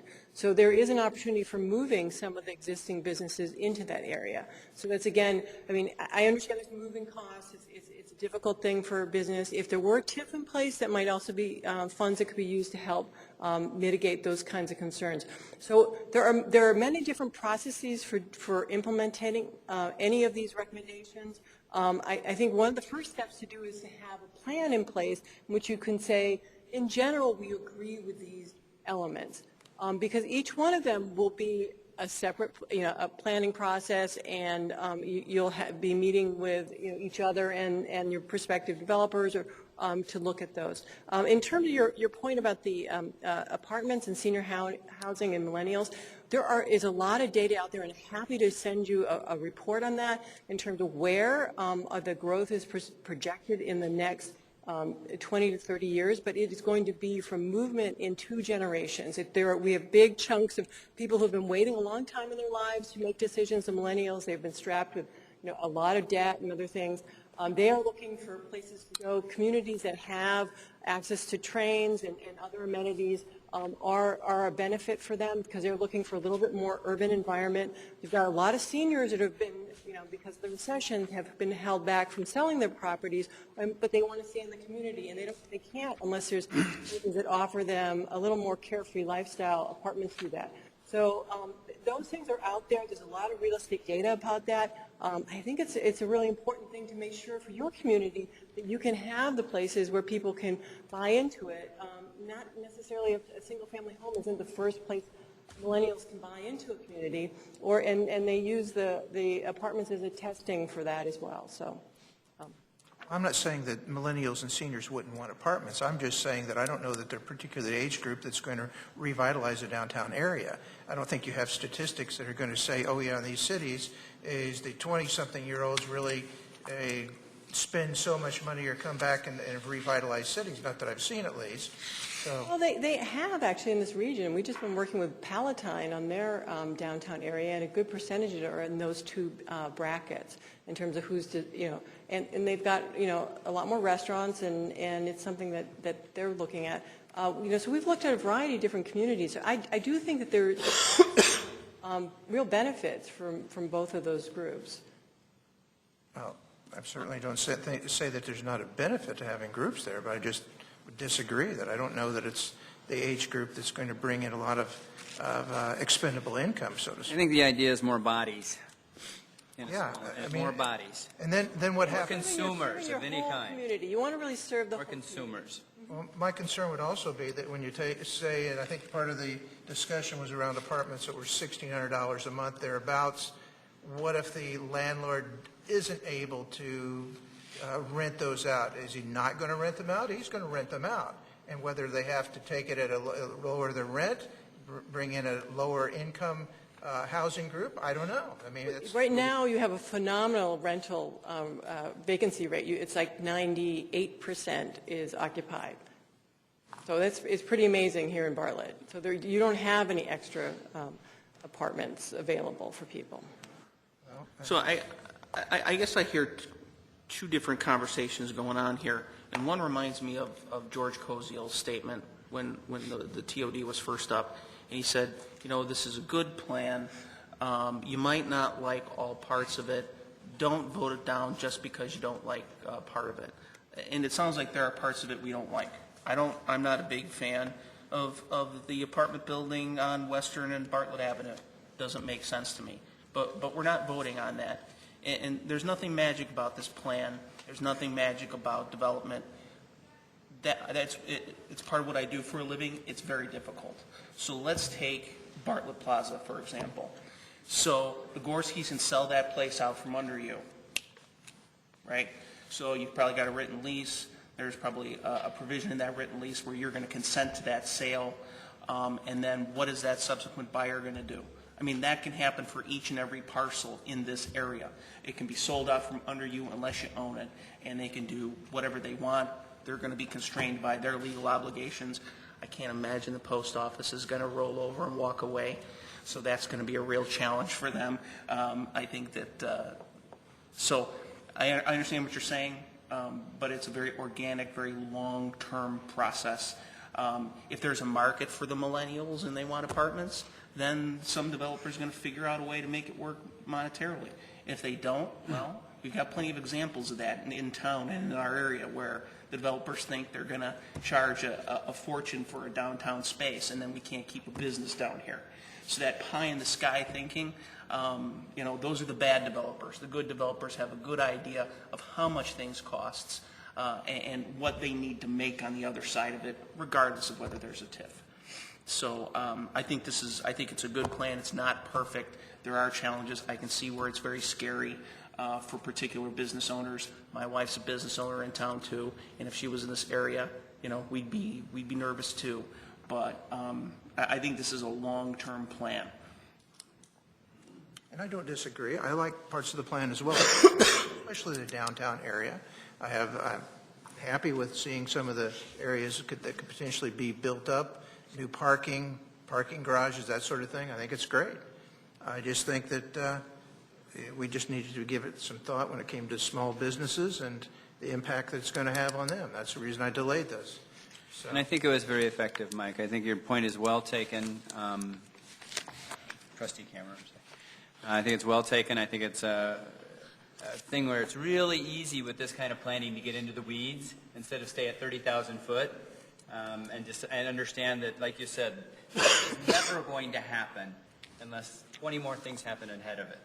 And there'll be lots of opportunities. But it is disconcerting for people that have put their time in the particular areas, and it shows like somebody bulldozed their place. So trying to get your mind around the fact that it's 30,000 foot, this is going to get shifted over here, this will get shifted over here. Maybe that developer will sell, you're going to have to move. You don't know. So. And I think one of the things we should do is we should have like a sunset provision in this thing. So every 5 years it should pop up, or whatever, how many years, it should pop back up. Let's talk about it. Let's have some more meetings. Let's get input from the residents, see where the market's going. Maybe something kooky will happen with the millennials. What's happening with the baby boomers. I think we should renew this every few years, and I don't know what that term would be, but I think that should be part of whatever we're going to vote for. Write it into the final. Right. And I guess the question would be, is it going to take us 6 months to approve this? If you haven't read the paper recently, Batavia passed a $40 million downtown renovation in about 6 days. Maybe they're used to having businesses downtown. I don't know. But this is a visionary plan that has taken a year to put together. There were 4 7 p.m. meetings. I didn't see anybody else at those meetings except Trustee Daney. If you had concerns, you should have gone to those meetings. There were 2 daytime meetings. I took a vacation day and a personal day to show up so we could discuss village business. This is a village plan. For you to take your personal business and put this on hold is absolutely despicable, Trustee Cameron. I think you're Well, let's out of order there. What we're dealing with here is a visionary plan. Gentlemen, one at a time, and let's try to stay focused. Yeah, So I think our next step here, if we're all comfortable, is moving. Trustee Daney, you want to be recognized? Please, thank you. No plan is perfect. It's not. But one of the advantages we have here is that if we take a look at this, anything that a developer would want to do, they have to come before us. They have to go through the process. So we'll have an opportunity of looking at it again. The thing that I would just like to say, and, I'm taken back by, but I think that I think some consideration should be given to how this will be funded and what we'll do. And now we're back to where we were early on when we talked about a TIF. And I don't know if that's the answer, but I think that should deserve some consideration also. That topic has nothing to do with what we're discussing here. That's We're talking about it. Let's do one at a time, Trustee Daney, and then we'll move on. Just saying that maybe we should consider that, or that has to be considered if we're doing anything with the redevelopment of the downtown area. I'm done. I have a question. Some people are upset, so I don't want to say any more. Thank you. I have a question for staff then. Do we have attendance records of all these meetings? Yes, we did. We took attendance, and we took, and there was a public hearing on it. So I'd like records of attendance sent to all the board members, please. knowing who showed up at every meeting.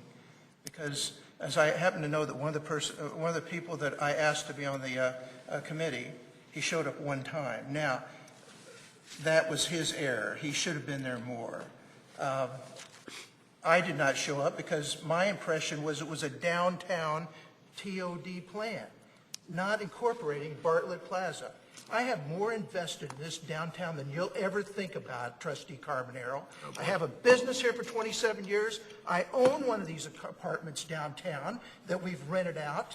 I have more invested than you'll ever think about. So what you're saying is your personal business takes precedence I over... think it has to be when you... Yeah, thank you. Moving on. Right, All enough. right, so then this matter will be moved on to the village board for a vote. We certainly will do that. Thank you. All right, thank you. Mr. President, that's all we have. Thank you, Chairman Ranke. Next item we have this evening on our Committee of the Whole meeting is under Finance and Golf, Chairman Daney. Well, you guys are a tough act to follow. I don't know if I really want to bring this up this evening. Thank you, ma'am. The only thing we have under finance of golf is, would be the general obligation bonds for the proposed police facility. And I'm going to turn this over to our finance director because he is very aware of what's happening here and can give an explanation about this much better than I can. So, Jeff, if you'd be so kind. Yeah, thank you, Trustee Daney. Just to summarize here real quickly for some time, I know the village board has been looking at plans and discussing a new police facility. Mr. Treasurer, I think we're going to take like a 5-minute recess. Okay. Thanks.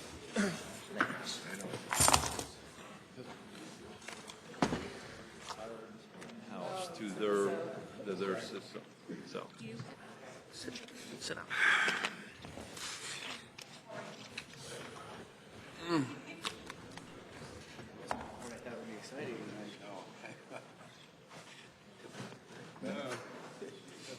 That's when Fuse burnt. Yeah.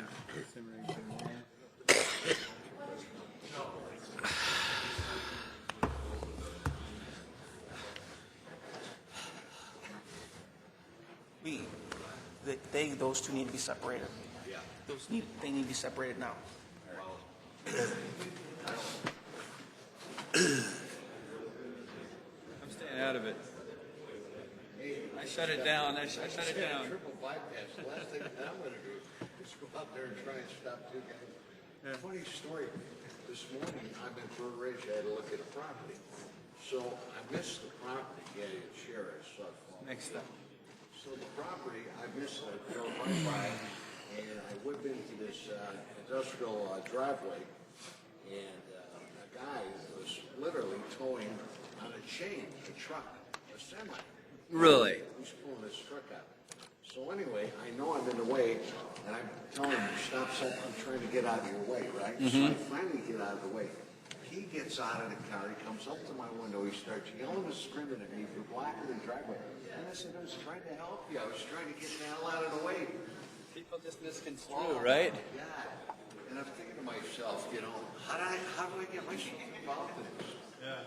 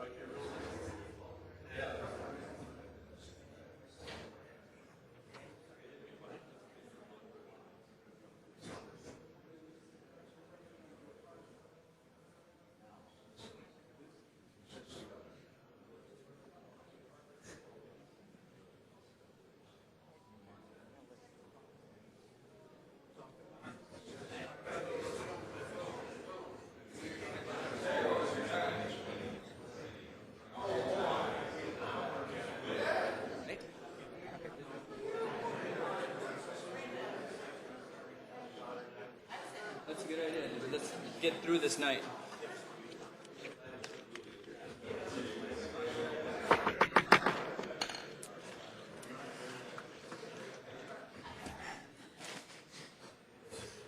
Okay, are we gonna make it? Definitely need a beer tonight. Did I get that first handout? That first person handed out? I don't know how far Did you get it? I think that was the only one. Oh, you gave me. What other handouts? Unless they went that way. This folder came and then one sheeter that. Calm down. Missing one.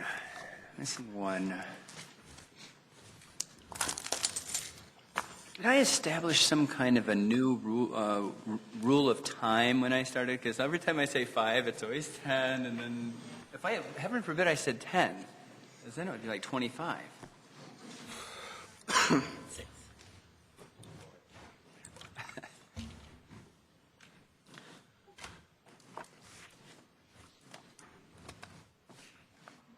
Wait, one.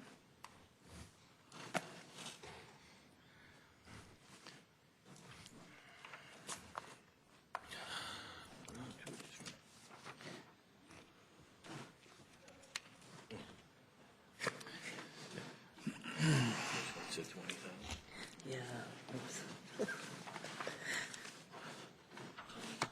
Once again, ladies and gentlemen, welcome, and I call the meeting back to order for the Committee of the Whole meeting. We are starting with the Finance and Golf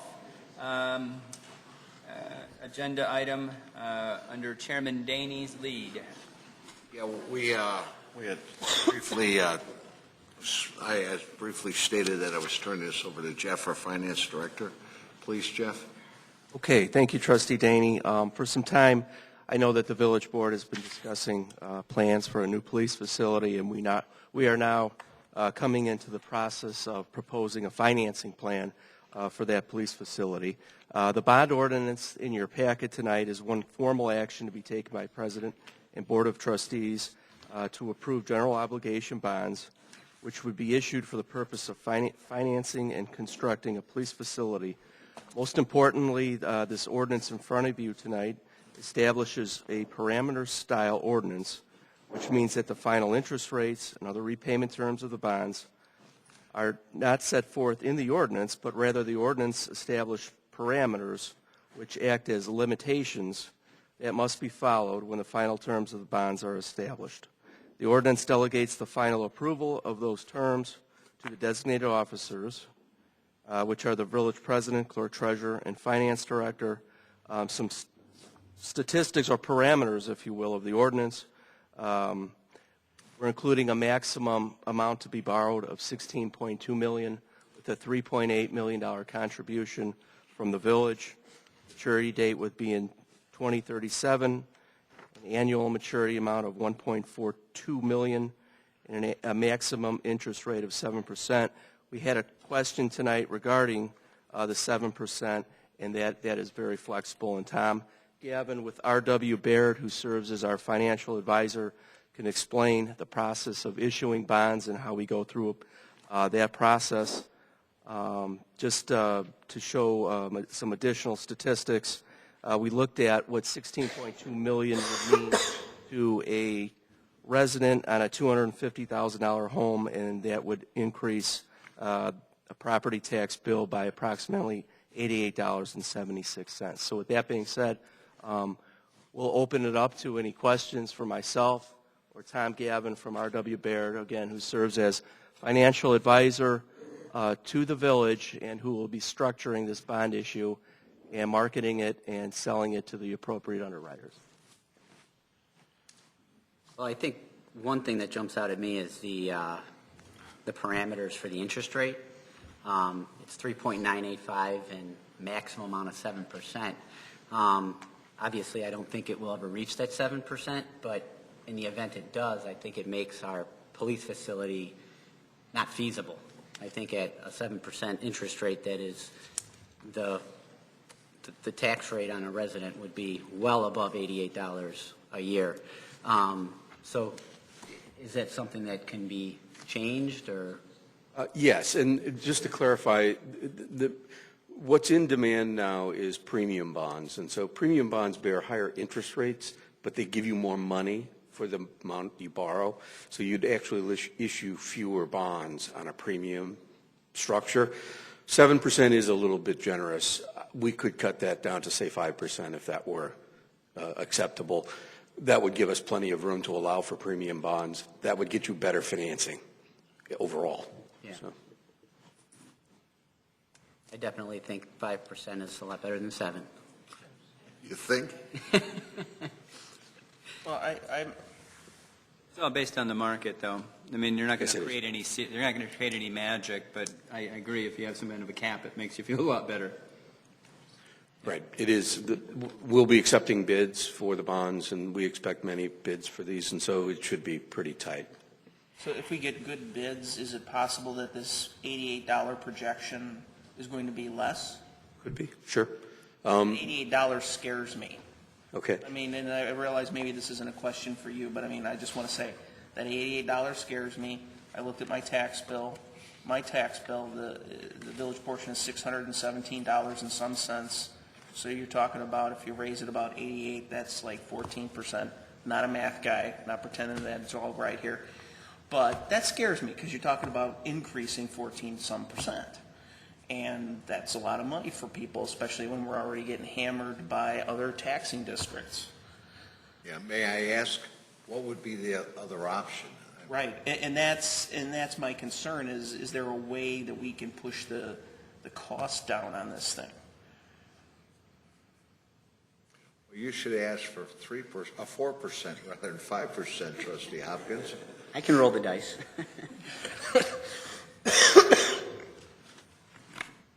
You know, at this time, we should thank our lucky stars that we have such a good bond rating, because that in itself has quite a bit to do with what the auction will be on these bonds.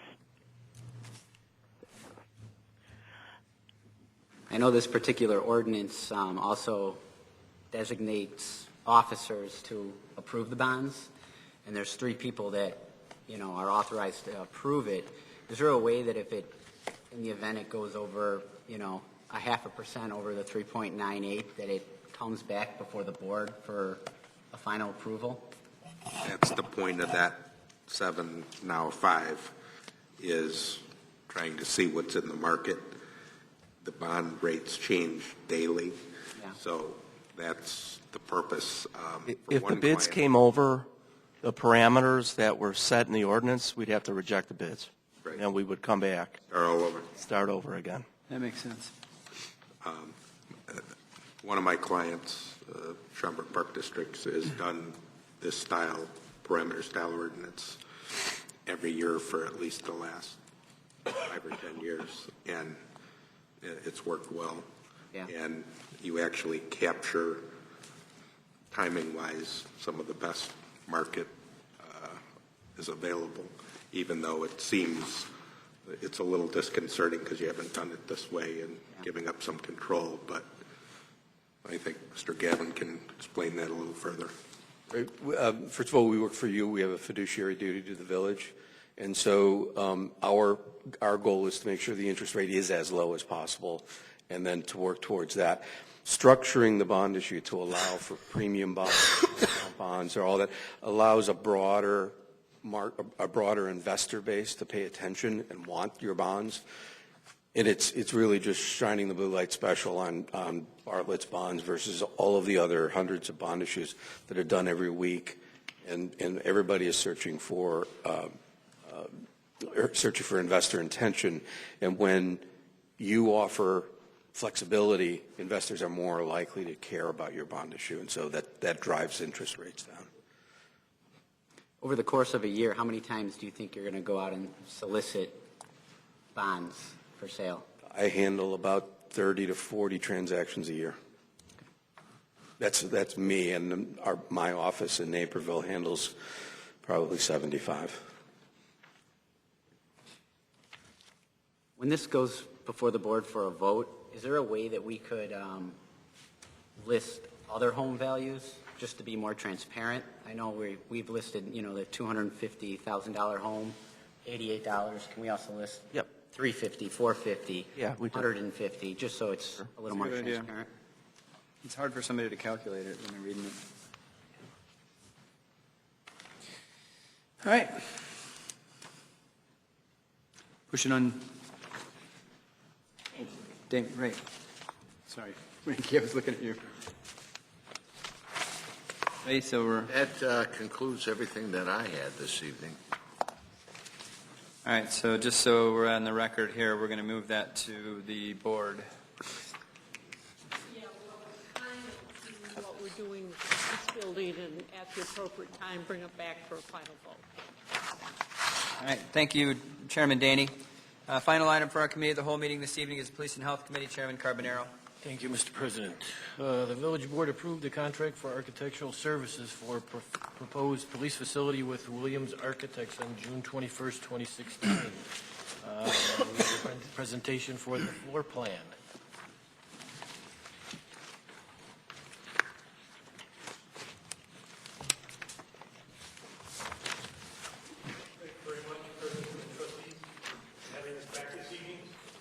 As you know, we've been working for a couple months now on the first major phase of basic services, which is called schematic design. We have been working with the department, with the staff, administration, working through basic concepts of the facility. I'd like to then present to you the design we have this evening, which is this slide. We want to look at the site plan, and then we'll explain a few things. At the end, we have a little video fly around to show the exterior is pretty. Excuse me, but could you turn your microphone on? No.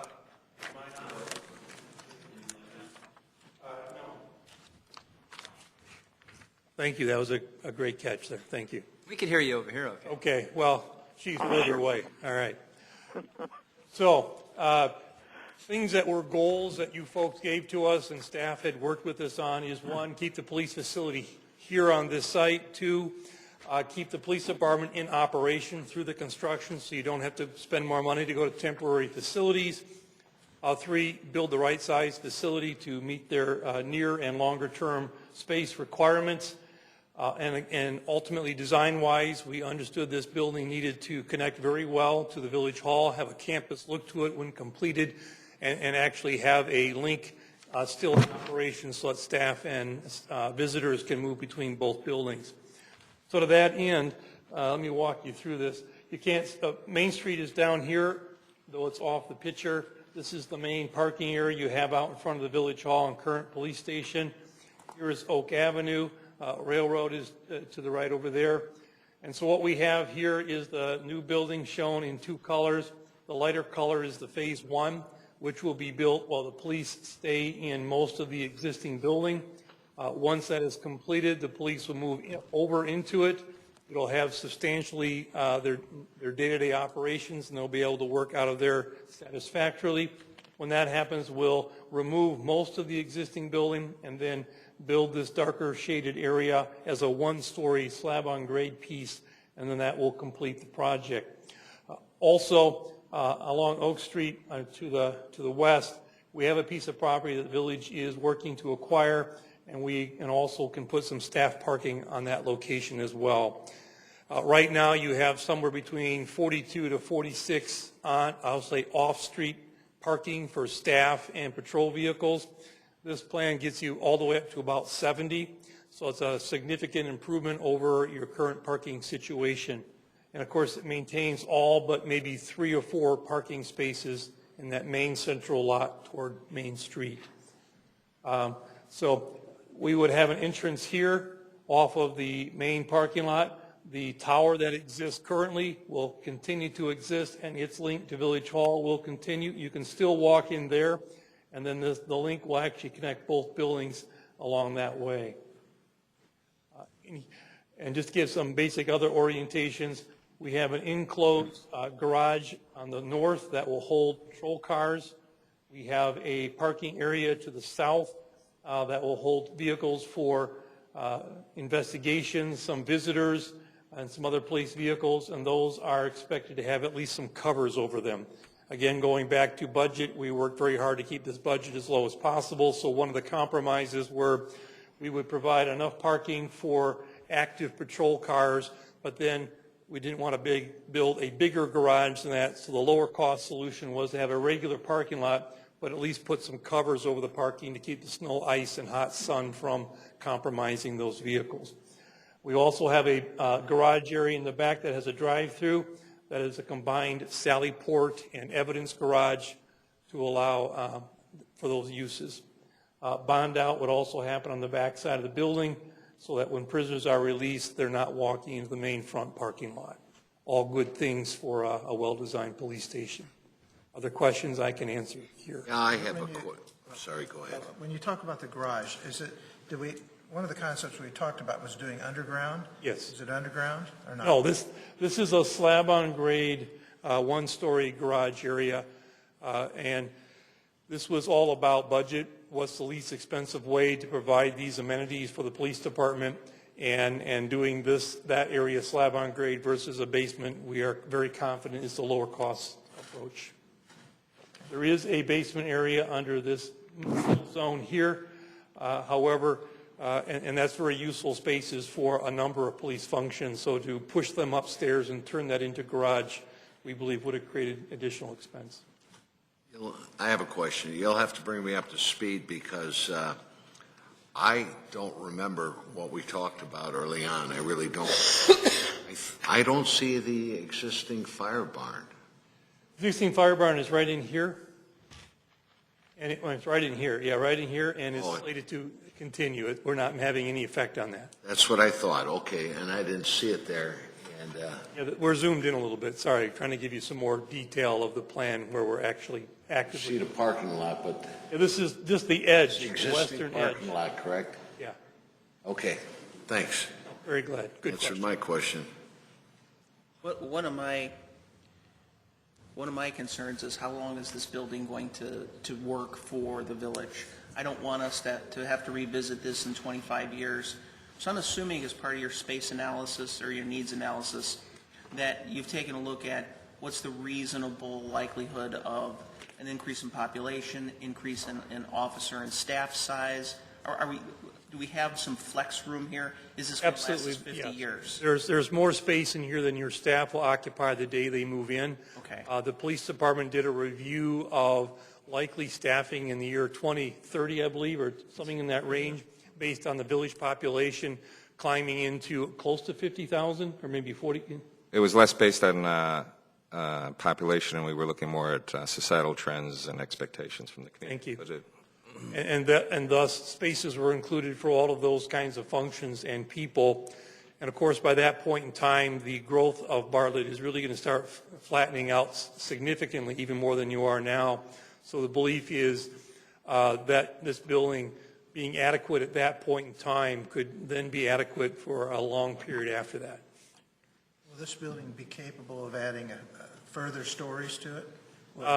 If you tell us to do so, we will do that. At this time, however, believing that we have accommodated the significant growth that we're talking about in the number of years we already have built into it, it would be our recommendation that that might not be in your best interest, and there might be other options available to you in the decades ahead, meaning you've got a garage area on the north that maybe you could change that into something else or put parking under that spending that money now, again, might not be your best option in the future. But isn't that the problem we had before? That's the reason we're doing what we're doing, because nobody had the foresight to build, well, they didn't think, I guess. I don't want to say nobody had the foresight, but they didn't think that they would need to put a second story. And so if they would have, we would have only been building a second story on the building instead of a whole addition. That's possible. Again, what the people were thinking when this was built in the years back, we can only conjecture at this time. Certainly, when the department moved in, when this building was built, the anecdotal stories we have heard is that the building was substantially completely full the day you moved in, even though the village projected significant growth at that point. Again, budgets are what they are, and you can't throw stones at people in the past because everyone has to make it work in their own day. Well, whereas the good... Sorry. I was just going to say, some of those people in the past are still here. And let me tell you why we did it at that time. We were not home rule, and the board was absolutely convinced that they were going to stay within their budget. So we didn't have the option of looking at our needs, going through the whole process that we had. We said, as a non-home rule, here's where we could be, and we made it fit. We knew it wasn't going to last in perpetuity, but we did the best we can. The reason we didn't put on a roof that would have supported the second story is the cost involved with that at the time was too expensive. We didn't have the money, so we left it out. So when we built this building, the board said, this has got to be perpetuity. We're not going to do it again. And I think we've made that work. I think that this building that we're in will last long beyond our population has been built out. But when we started this process with the architect, we said we have the ability to make this as close to perpetuity as we can. Now, we had to keep that within the bounds of reason, even though we were not home rule, but I just wanted to say something before the stones hit the old people. Thank you. Thank you. Why it was, we did what we did. It was out of a very conservative nature and not wanting to spend any more money. Yeah, and I can't speak TL, for trust. thank you, Valerie. No offense. Well- No offense, TL. Well, Trustee Camera, actually, I heard TL was responsible for it, but she won't admit that.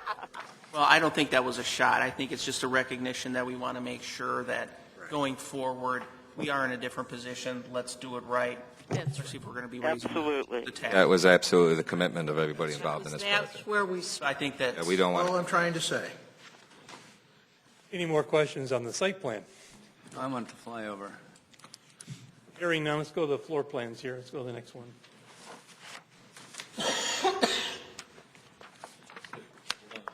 Okay, I'm holding on. Are we, while you're working on that, are we going to have this fly around on the village website or flyover? We want a little drum roll before we get there, so. Well, yeah, but I mean, I'd like, for people. You first, and then it'll go on the webpage. Yeah. Okay. There's a section of the website on the police department that's all up. It'll all go up. It'll all go up once you have a chance to see it. Once you're favorably inclined toward the design before we would put it there. Yeah.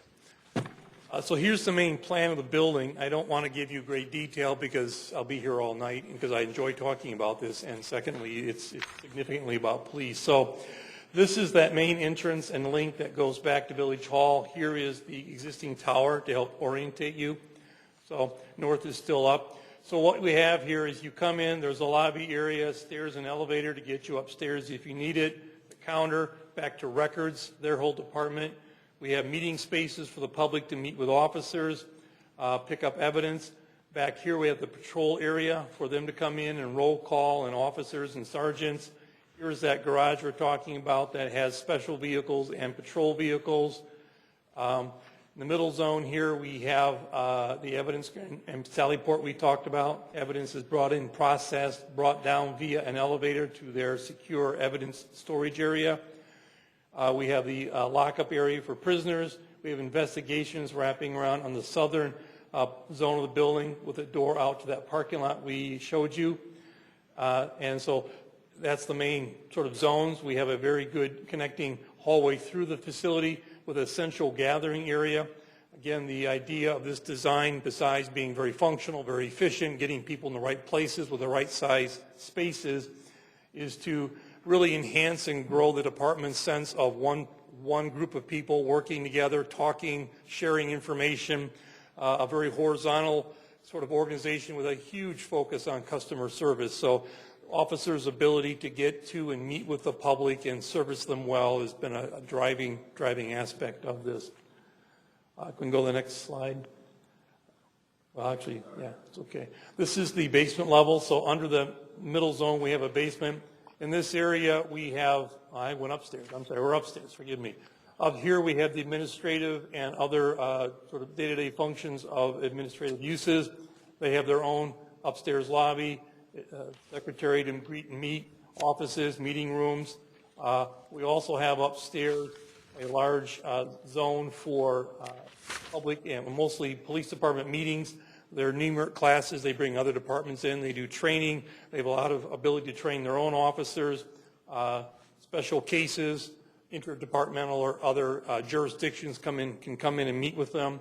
There's actually a movable wall, so they can set this up a number of different ways. It has its own set of bathrooms to support it.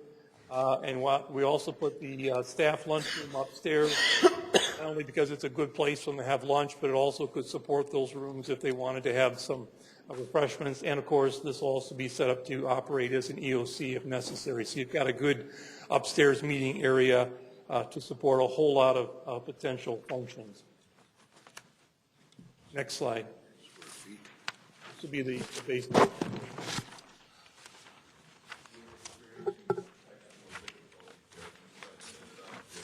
Okay. While they're doing that, I have a question for you. Certainly. The build out, start to finish, what are we looking at? How many months are you? Oh, I'll get to that schedule at the end. So, but a very good question. This is the lower level or basement. There's an elevator that comes from the lobby upstairs, takes you down if you need to do that, but this is really just police functions. This is not a place where members of the public are expected to go. We have the evidence storage area here. We have wardrobe zone and changing areas here, exercise room, archives, takedown training, and this is their gun maintenance, gun storage, and firearm training. The gun range is there. We put that gun range underneath that garage, so as it generates noise, it's not coming up into the office areas. It'll just be into the garage, so the use of firearms won't be disruptive to their office operations going forward. Okay. And we're shutting down. That can't be good. Your time's up. Your 3 minutes is up.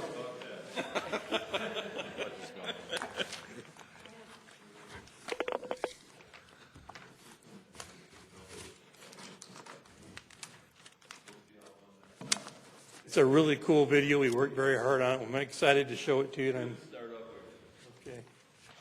Well, since we're waiting for that, maybe we should talk about schedule a moment here to make good use of our time. What we're looking for here is your positive concurrence that we're on the right track and that we and staff are in a good position on design. Our goal is to finish the schematic design next week and prepare those documents in a finished way and give them to staff. We also have been participating at some level as staff has been reviewing the qualifications and interviewing potential construction managers for the project. And at some point they'll reach a singular recommendation, I understand, on a potential construction manager and bring that forward to you for you to review. We're looking forward to having them on board because the first task that we're going to ask them to do is take our schematic design and go vet and review the cost estimating for the project to verify that we're on budget. The goal being once they have done that, we would come back here and get your final approval on design and show you that we're on budget. Show it, yeah. So now we're going to show the fly around. At least go to the next slide if I have 10 seconds on that. So before we start swinging around here, let me give you some orientation. And can we turn off some lights? This looks so much better on the other screens. But this is Main Street here. Oak Street is back here. Here's the fire barn, the pump house, the existing village hall, the main parking lot off of Main Street. Thank you. Here's the existing entry tower and link that goes to Village Hall. And this area here would be the new facility. This is the multi-story area that has those offices and upstairs meeting rooms. This is the one-story parking garage. This is the new entrance into the police. And this one-story area here is where the detention, evidence, and investigations would go. So if you go to the next slide and then tap or use your mouse to click on that screen, left click, or just tap on the screen or your mouse pad, hopefully we'll fire up. Oh. A fly around, yeah. Oh, well.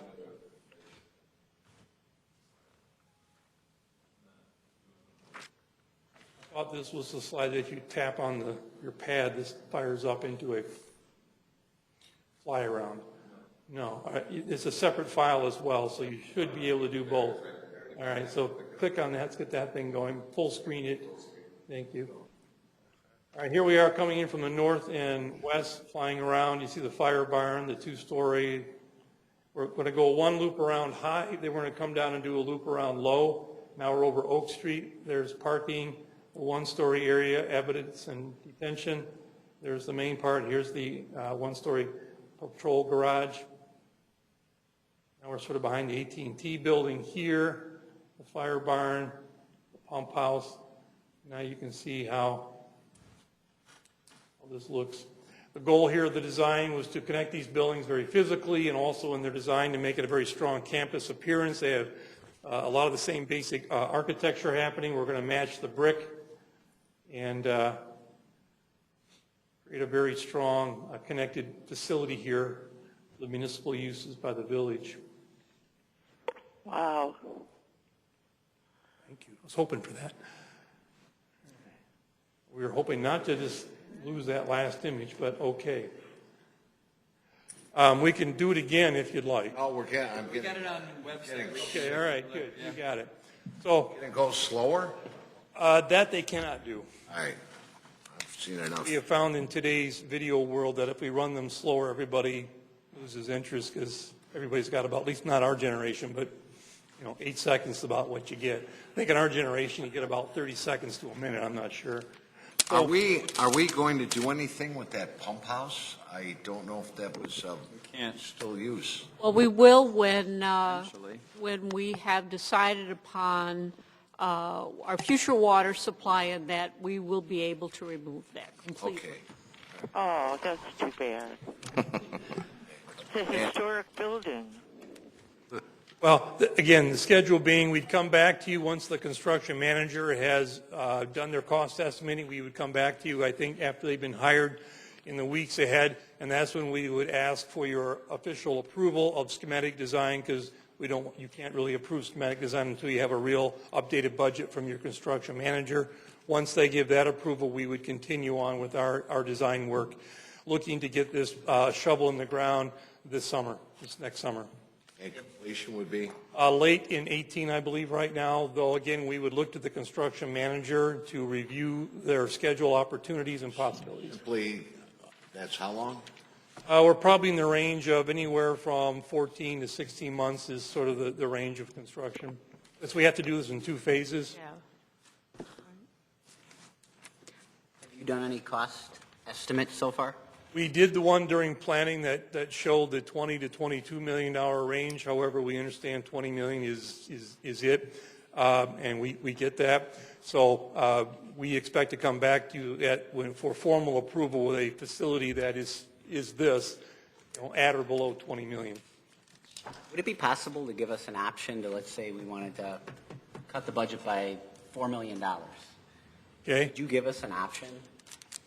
There are certainly things we could look at. Would they have impact on the police departments meeting these longer term goals? Would it have impact on providing good parking for their patrol vehicles? These are certainly things we could explore if that was important to you. My thought would be let us get this estimated by the construction manager. We can find out where the money's going for these different parts. And if it pleases you, we could show you what some of these pieces cost, and then you could debate that.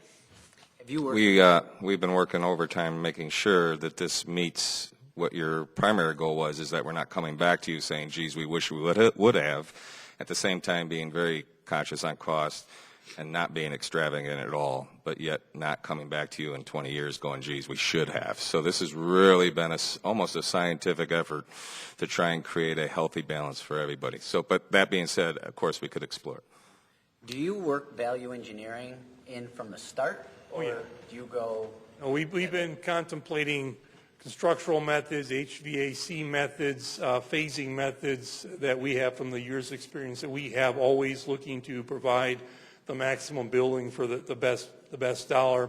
And when your construction manager gets on board, that's one of those early things that we do as they get to understand the cost estimating.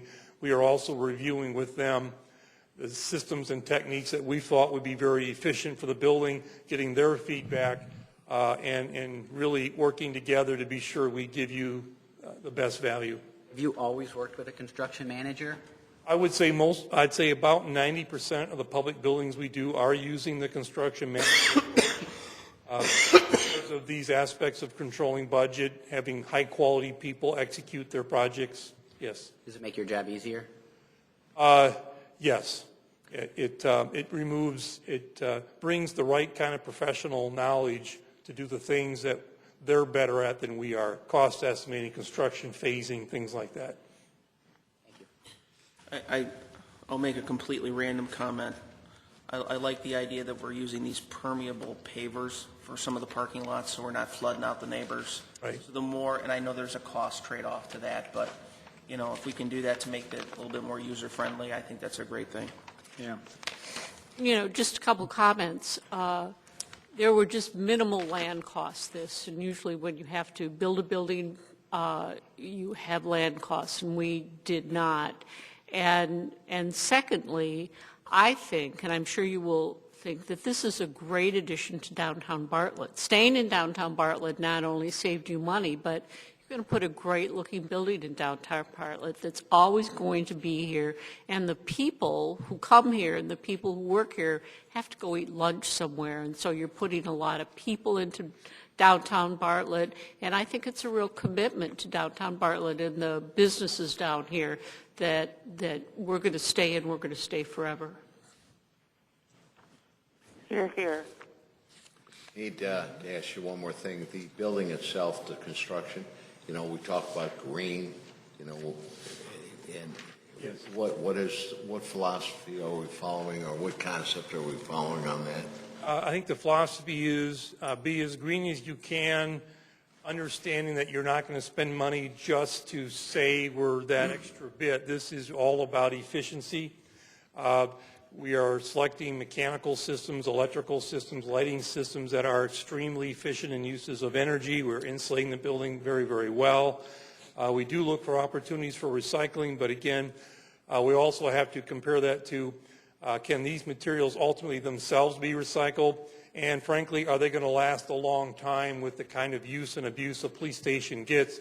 Frankly, one of the most environmentally sensitive things we can do is build this thing tough. So we're not having to remodel and fix and rework this thing. So we build them tough. This building, I am confident, would easily be a LEED rateable building if you wanted to spend money to do that. Though, understanding from staff and you folks in the past, spending money on a plaque is not something you want to spend taxpayer money on. And frankly, you and almost all the municipalities we work with have that same attitude. Give me a great building, spend the money on things that actually benefit us, that actually make the building green, versus letting us hang a plaque in the hallway. That's where the money's going.